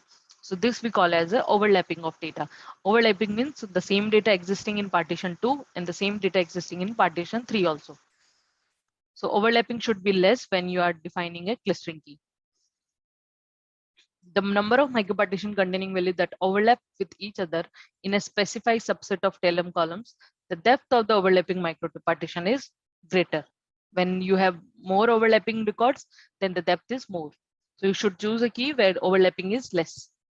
The clustering depth for a populated table measures the average depth of the overlapping micropartition for specified column in a table. The smaller the average depth, the better the clustering key. As I said, the smaller the average depth, the less the data overlap is there, the best is your clustering table. Okay, so when you define a clustering key, and based on that key, you see the depth is less, and also there are less overlap data, then your table is well clustered. Clustering depth can be used for a variety of purposes, including monitoring the clustering health of a large table, particularly one time as the DML performed on the table. Determining whether a large table would benefit from explicitly defining a cluster key. You should be uh, you should choose your clustering key like this, that you are getting the benefit from defining your clustering key. Do not add a clustering key unnecessarily.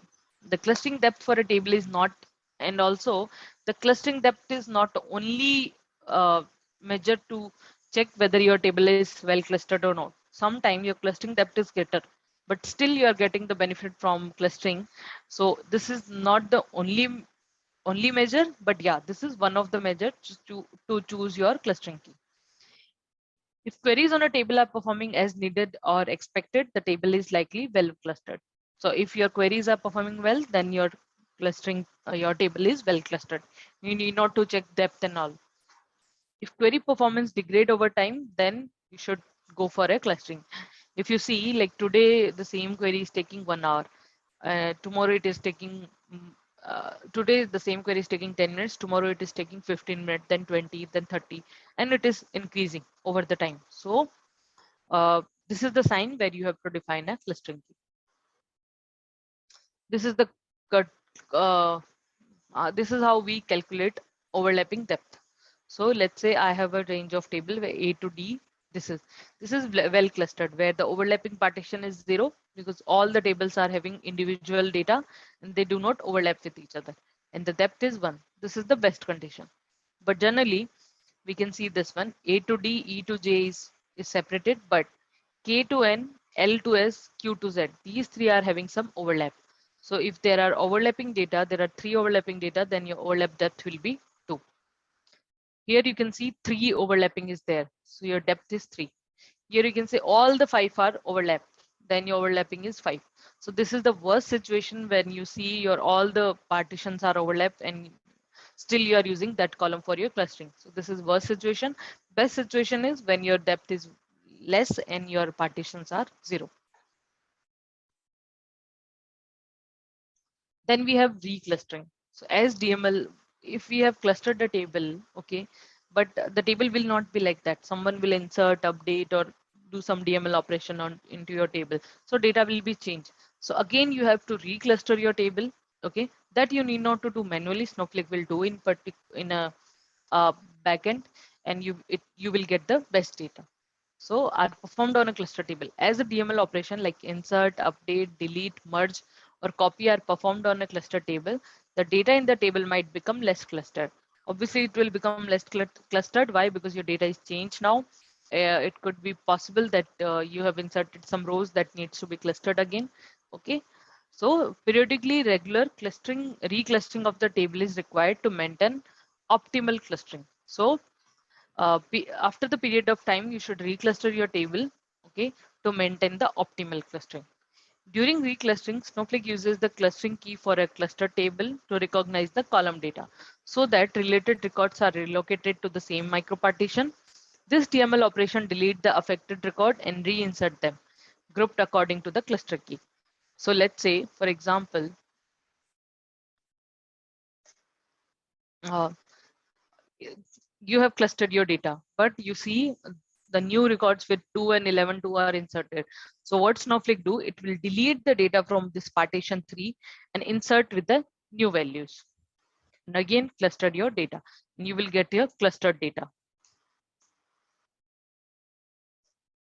Declustering also result in storage cost.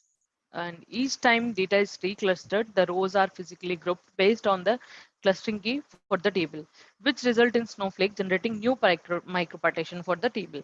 When size is increasing, it will create a new micropartition. Why? Because earlier you have 5 micropartition, but now 50 rows are inserted, right? So for new 50 rows, you will see a new micropartition is created in Snowflake.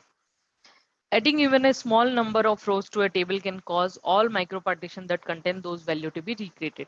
Yeah, if you insert small number of rows also, that also affect your micropartitions and clustered. So this is all about clustering and micropartition. This is the query for micropartition. You can check your important clustering key for your table. You can check the depth for your table. For considering depth, this is the query. Select. This is the system generated function. System $clustering depth. Tech orders, and this is the table name, and this is the column name. Select start from Snowflake. This where your market is. This one. To creating a table, you can define cluster key like this. Create or replace table C1 timestamp C2 C3 clustered by to date of C1. So as I said, you can use either the column as it is or expression of column. What do we mean by expression of column? My column name is C1, but I only want to date of C1. My column name is C2, but I only want substring of column 2 from 0 to 10 value only. Rest I don't want to consider as a clustering key. So you can use either the full column or expression of the data. So this is how we define a clustering key.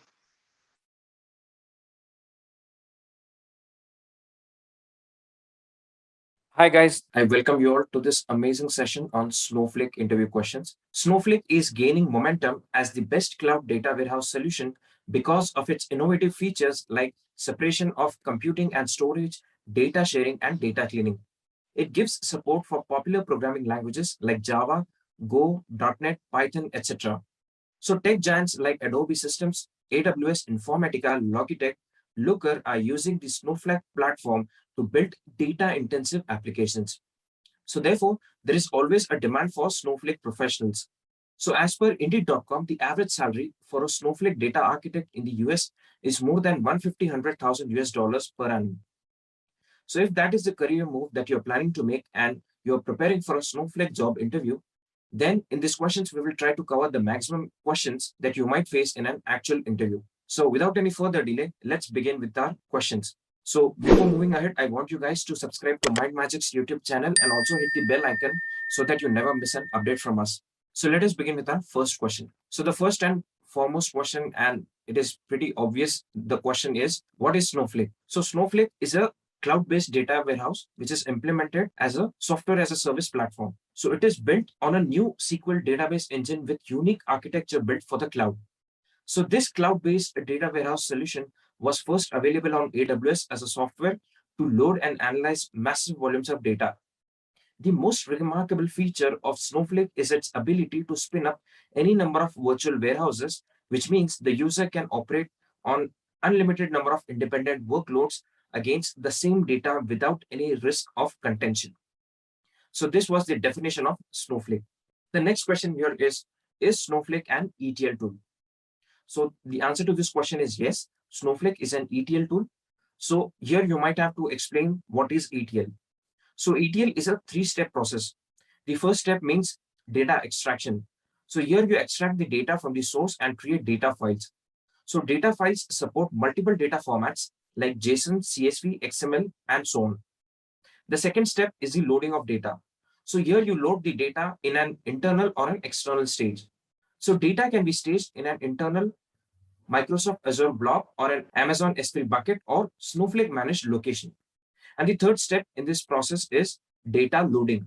So here data is copied into a Snowflake database table using copy into command. So this was nothing but an ETL process in Snowflake. So the third question here is explain Snowflake ETL. This question is an extension to the previous question. And here we have to explain in more detail about the Snowflake ETL process. So as discussed earlier, the full form of ETL is extract, transform, and load. So ETL is a process that we use for extracting data from multiple sources and loading it into a particular database or a data warehouse. These sources can be third-party apps, databases, flat files, and so on. So Snowflake ETL is an approach to apply the ETL process for loading the data into the Snowflake data warehouse or a database. Snowflake ETL also includes extracting the data from data sources, doing the necessary transformation, and then loading the data into Snowflake. So this was a rough overview, or you can say a more detailed version of Snowflake ETL. Let's move on to the next question. So the next question here is, how is data stored in Snowflake? So Snowflake stores the data into multiple micro partitions which are intentionally optimized and compressed. The data is stored in a columnar format in the cloud storage of the Snowflake, and the data objects stored by Snowflake cannot be accessed or visible to the users. So by running SQL queries operations on Snowflake, you can access the data. So the next question is, how is Snowflake distinct from AWS? So Snowflake offers storage and computation independently, and the storage cost is similar to the data storage. So AWS handles this aspect by inserting Redshift Spectrum, which enables data querying instantly on Amazon S3, yet not as continuous as Snowflake. So this was a clear distinction between AWS and Snowflake. The next question is, what type of database is Snowflake?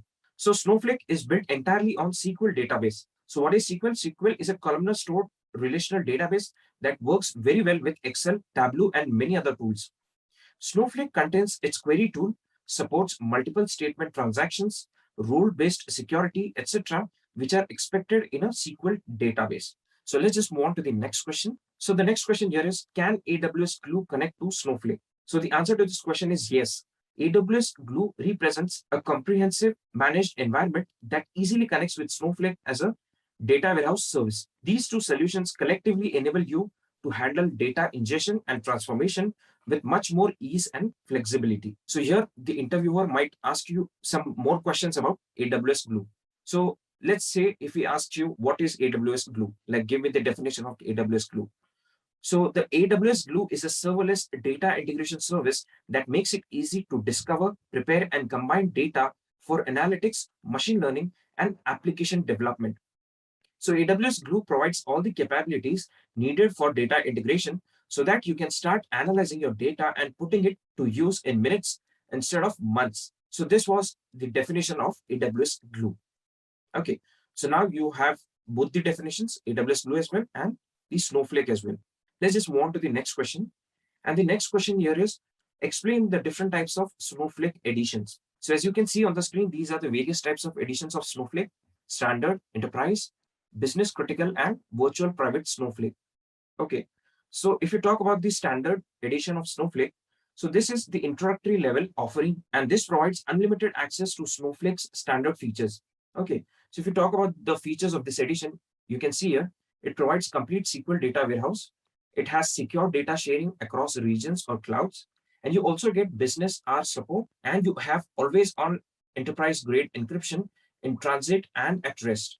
Okay, so these are the various features of the standard edition. Now, if you talk about the enterprise edition, this one is the multi-cluster data warehouse, and you have annual rekey of all encrypted data along with this edition. Okay, so this edition provides materialized views of the data, and you also have AWS private link available, and that too at an additional cost. Okay, so this is not included by default. Like, you'll have to get this AWS private link by paying some additional fee. Okay, the third edition is the business critical edition.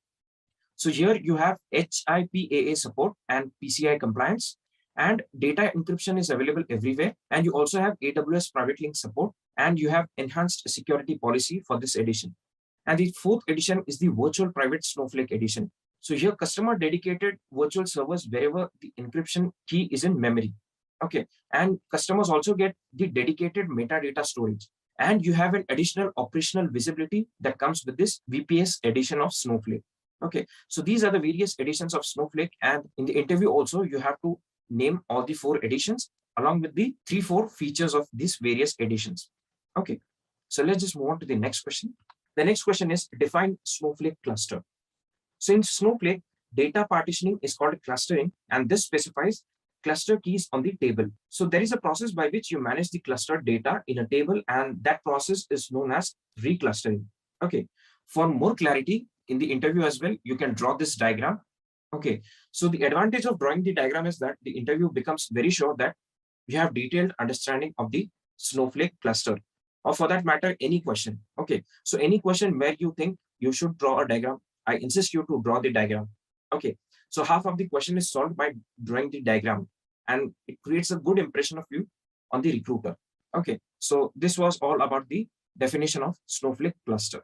So the next very important question in the interview that you might face is explain Snowflake architecture. So as you can see here, in this question also you have to draw the diagram, and this is a very simple diagram.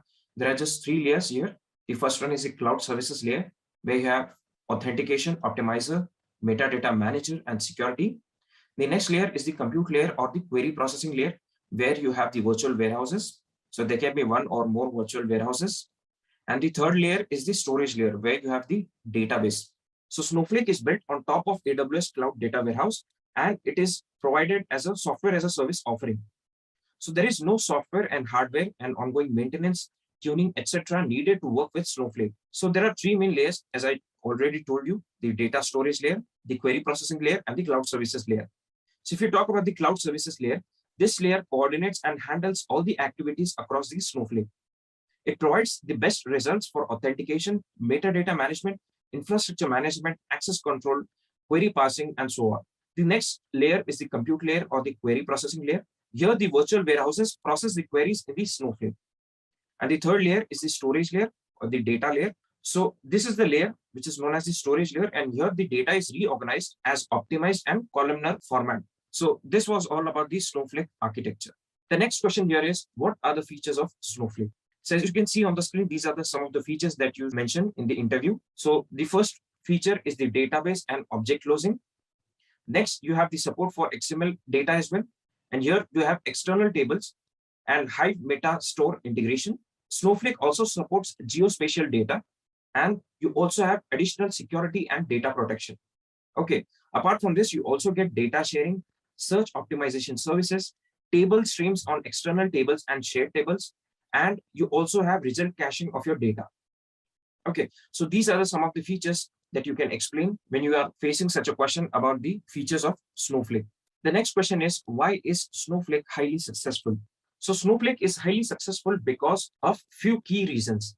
Okay, the first reason is it assists a wide variety of technology areas like data integration, business intelligence, advanced analytics, security, and data governance. It offers cloud infrastructure and supports advanced design architectures ideal for dynamic and quick usage developments. Snowflake supports predetermined features like data cloning, data sharing, division of computing and storage, and directly scalable computing. Apart from this, Snowflake eases the data processing, and Snowflake also provides extendable computing power. So these are some of the reasons behind the popularity, or you can say the success of Snowflake. So the next question is, tell me something about AWS Snowflake. So for managing today's data analytics, companies rely on a data platform that offers rapid deployment, compelling performance, and on-demand scalability. So Snowflake on AWS platform serves as a SQL data warehouse, which makes modern data warehousing effective, manageable, and accessible to all data users. It enables the data-driven enterprise with secure data sharing, elasticity, and per-second pricing. So this was all about Snowflake AWS. So the next question is, describe Snowflake computing. So Snowflake Cloud Data Warehouse Platform provides instant, secure, and governed access to the entire data network and a core architecture to enable various types of data workloads. This includes a single platform for developing modern data applications. Okay, so this was the definition of Snowflake computing. The next question is, what is schema in Snowflake? Okay, so schemas and databases are used for organizing data stored in the Snowflake. A schema is a logical grouping of a database objects such as tables, views, etc. The benefits of using Snowflake schema is that it provides structured data and uses small disk space. So as you can see here, this is one of the schemas that is used in Snowflake. Okay, so there are various types of schemas, such as you have star schema, then you have Snowflake schema, and so on. So the next question is, what are the benefits of Snowflake schema? Okay, so there are basically 2 critical benefits of Snowflake schema. The first one is that in a denormalized model, it uses less disk space, and the second advantage is that it provides the best data quality. So as you can see here, this is an example of the Snowflake schema.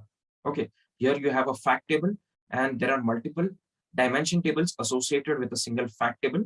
Okay, and after this, you might face another important question in the interview, which is our next question. Differentiate between star schema and Snowflake schema. So both Snowflake and star schema are identical, but there are a few differences that exist between them. So in Snowflake, we normalize only a few dimensions, whereas if you talk about the star schema, we denormalize the logical dimensions into the tables. So the interviewer might want to know few more differences between star schema and Snowflake schema. Okay, so you'll have to elaborate, like if he asks you to elaborate this further, so you'll have to state some more points, such as hierarchies for the dimensions are stored in the dimension table for star schema. Okay, and if you talk about Snowflake schema, so here the hierarchies are divided into separate tables. So in star schema, there is a fact table surrounded by dimension tables as discussed earlier. Okay, and in Snowflake schema, one fact table is surrounded by dimension tables, which are in turn surrounded by other dimension tables. So this was another critical difference between star schema and Snowflake schema. Okay, so if you talk about the database design, so in star schema, it is very simple. The database design is very simple. And in Snowflake schema, it is pretty much complex. And in star schema, you have high level of data redundancy, whereas in Snowflake schema, there is very low level of data redundancy. Okay, so these were few more points that highlight the difference between the star schema and Snowflake schema. So the next question is, what kind of SQL does Snowflake use? Okay, so as you can see on the screen, Snowflake supports the most common and the standardized version of SQL, which is nothing but ANSI SQL.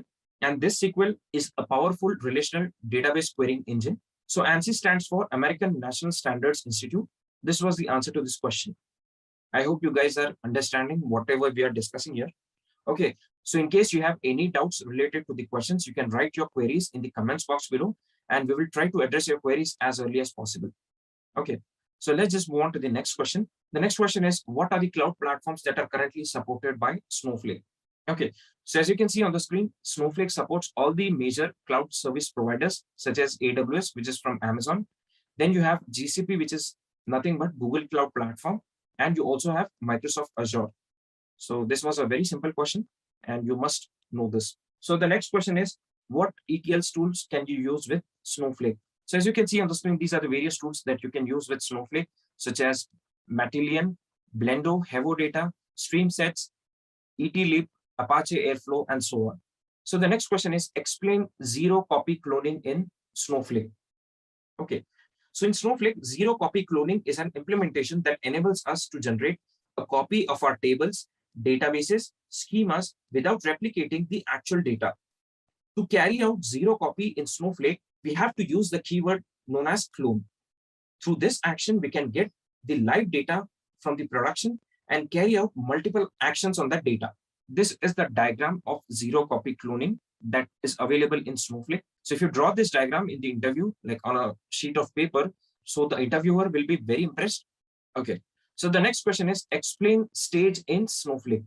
Okay, so another important question that you might face in the interview, and this is the diagram that you must draw in the interview. So in Snowflake, the stage acts as the middle area that we use for uploading the files, or you can say the data. So Snowpipe detects the files once they arrive at the staging area and systematically loads them into the Snowflake.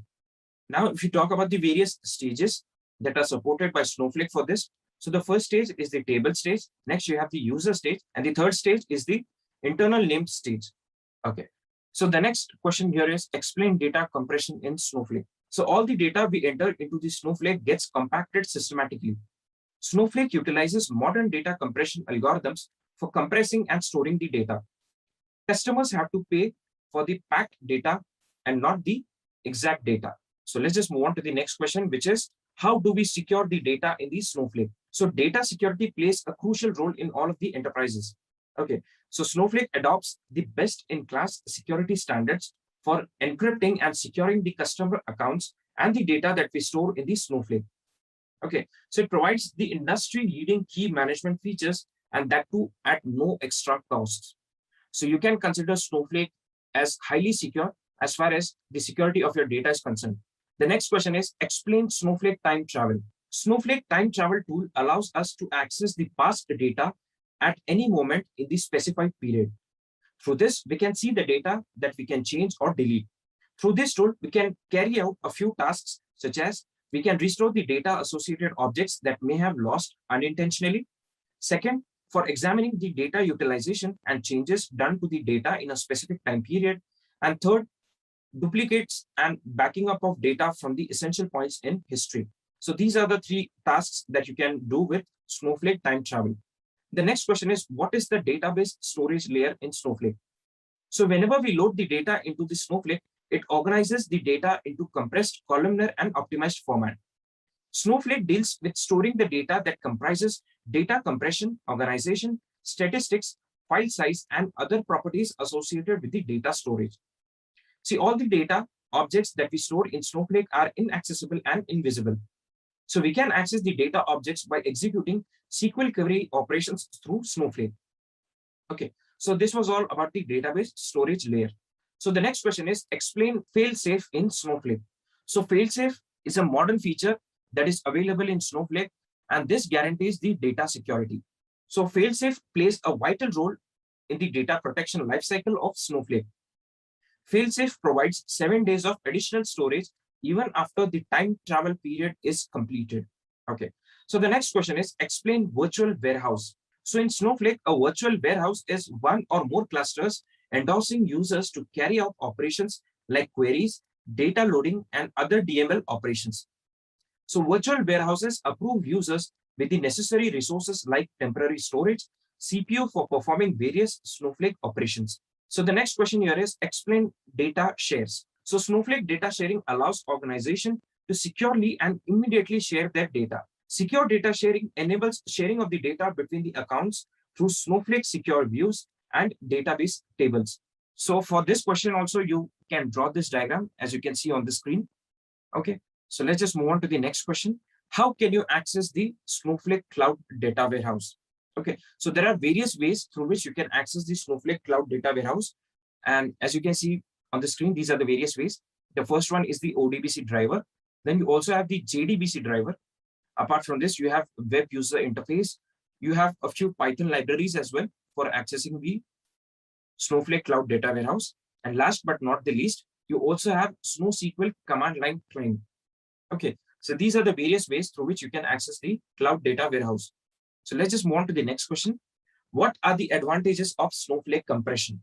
So basically, there are three important advantages of Snowflake compression. Okay, so storage expenses are pretty much lesser than the original cloud storage because of the compression. The second advantage is that you do not require any storage expenditure for on-disk cache. And the third benefit is that you almost have zero storage expenses for data sharing or data cloning. So these are the very important advantages of Snowflake data compression. Let's just move on to the next question. So guys, this is a very important question. And if you answer this question, you can consider that you have performed very well in the interview. Okay, so the question is, differentiate between failsafe and time travel in Snowflake. So according to Snowflake edition, account or the object particular time travel setup, users can retrieve and set the data reverting to the history. So this is nothing but time travel in Snowflake. Okay, so if you talk about the failsafe, so in failsafes, the users do not have control over the recovery of data valuable merely after completing the period. Okay, so in this context, only Snowflake assistance can be held for 7 days. So if you set the time travel as 6 days, then we can retrieve the database objects after executing the transaction plus 6 days of additional duration. Okay, so this was a clear distinction between the failsafe and time travel. So the next question is, explain Snowpipe in Snowflake. Okay, so as you can see on the screen, you have to draw this diagram in the interview as well, which describes the Snowpipe in Snowflake. Okay, so Snowpipe is a cost-efficient and constant service that we use for loading the data into the Snowflake. Snowpipe systematically loads the data from the files as soon as they are attainable on the stage. Snowpipe eases the data loading process by loading the data into micro batches and shapes the data for further analysis. So this was a brief overview of Snowpipe. So the next question is, what are the advantages of Snowpipe? So as you can see on the screen, these are the 4 main benefits of using Snowpipe. So the first benefit is that it gives you live insights of the data. Second, it is user-friendly. Third, it is cost-efficient. And the fourth benefit is that it is quite resilient as far as data properties are concerned. So the next question is, explain micro-partitions. Snowflake comes along with a robust and unique kind of data partitioning, which is also known as micro-partitioning. So data that exists in the Snowflake tables are systematically converted into micro-partitions. So generally, we perform micro-partitioning on the Snowflake tables. So the next question here is explain columnar database. So the columnar database is opposite to the conventional database. It saves the data in columns in place of rows, and it eases the method for analytical query processing and offers more incredible performance for the databases.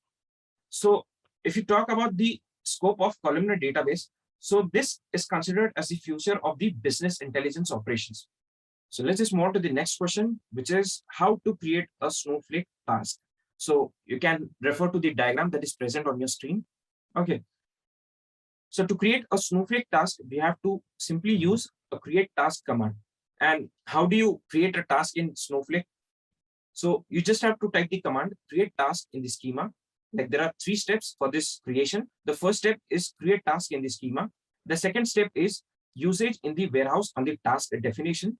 And last but not the least, you have to run a SQL statement or a stored procedure in the task definition. Okay, so using these 3 steps, you can easily create a Snowflake task. So the next question is, how do we create temporary tables? Okay, so this is a very simple question, and to create the temporary tables, you just have to execute this query, or you can say you have to execute this command called create temporary table and the name of your table like my table, and then you have to provide the various parameters of the table such as ID, the format, which is a number, and then creation date, which is the date. Okay, so here we have just used the 2 parameters for this temporary my table. So the next question is, where do we store data in Snowflake? So Snowflake systematically creates metadata for the files in the external or the internal stages. Okay, so metadata is nothing but data about data. Okay, so we store metadata in virtual columns and we can query it through the standard select statement. So let's move on to the next question. And this question is, does Snowflake use indexes? So the answer to this question is no. Snowflake does not use indexes. This is one of the aspects that sets Snowflake scale so good for the queries. So the next question is, how do we execute the Snowflake procedure? Okay, so stored procedure allow us to create the modular code comprising complicated business logic by adding various SQL statements with procedural logic. Okay, so for executing Snowflake procedure, you can carry out 3 simple steps as you can see on the screen. The first step is you have to run a SQL statement. Okay, and in the next step, you have to extract the results of that query or the first step. Okay, and in the third step, you have to extract the result set metadata. Okay, so using these 3 simple steps, you can execute a Snowflake procedure. The next question is, does Snowflake maintain stored procedure? Okay, so the answer to this question is yes, Snowflake maintains stored procedures. The stored procedures is the same as function. It is created once and used multiple times. Okay, so through the create procedure command, we can create it, and through the call command, we can execute it. Okay, so in Snowflake, stored procedures are developed in JavaScript API. These APIs enable stored procedures for executing the database operations like select, update, and create. Let's move to the next question, which is another important question. So is Snowflake OLTP or OLAP? So Snowflake is developed for the online analytical processing database system. Subject to the usage, you can utilize it for OLTP as well. So OLTP is nothing but online transaction processing system. So here the interviewer might ask you to differentiate between OLTP and OLAP. Okay, so in that case, you'll also have to mention at least 2-3 points, okay, to answer this question. Okay, so let's discuss a few points regarding the differentiation between OLTP and OLAP. Okay, so OLAP is the category of software tools that analyze the data stored in a database, whereas OLTP supports transaction-oriented applications in a 3-tier architecture. Okay, so OLAP is characterized by large volumes of data, whereas OLTP is characterized by large number of short online transactions. So OLAP creates a single platform for all type of business analysis needs, which includes planning, budgeting, forecasting, and so on. Okay, so if you talk about OLTP, so this is useful to administer day-to-day transaction of an organization. Okay, so these were 3 points that highlight the difference between OLTP and OLAP. Okay, so let's just move on to the next question. How is Snowflake distinct from Redshift? Okay, so both Redshift and Snowflake provide on-demand pricing, but vary in terms of packaging features. Okay, so Snowflake splits compute storage from usage, in its pricing pattern, whereas Redshift integrates both of them. Okay, so this was a clear distinction between Snowflake and Redshift. The next question here is, what is the use of cloud services layer in Snowflake? Okay, so as discussed earlier, this question is related to the architecture of Snowflake that we have discussed in the beginning of this session, like the initial part of this session. Okay, so in Snowflake, the services layer authenticates user sessions. Okay, it applies security functions and it offers management, performs optimization, and it organizes all the transactions that are related to the data. So this is basically the function of, or you can say the use of cloud services layer in Snowflake. The last question is, what is the use of compute layer in Snowflake? So this question is also related to the architecture of Snowflake. Okay, so in Snowflake, virtual warehouses perform all the data handling tasks, which are multiple clusters of the compute resources. So with this, we have come to the end of this session on this Snowflake interview questions. Okay, so guys, we have tried to cover maximum questions here. And if you understand all of the questions that we have discussed, there are very high chances that you will successfully clear the interview.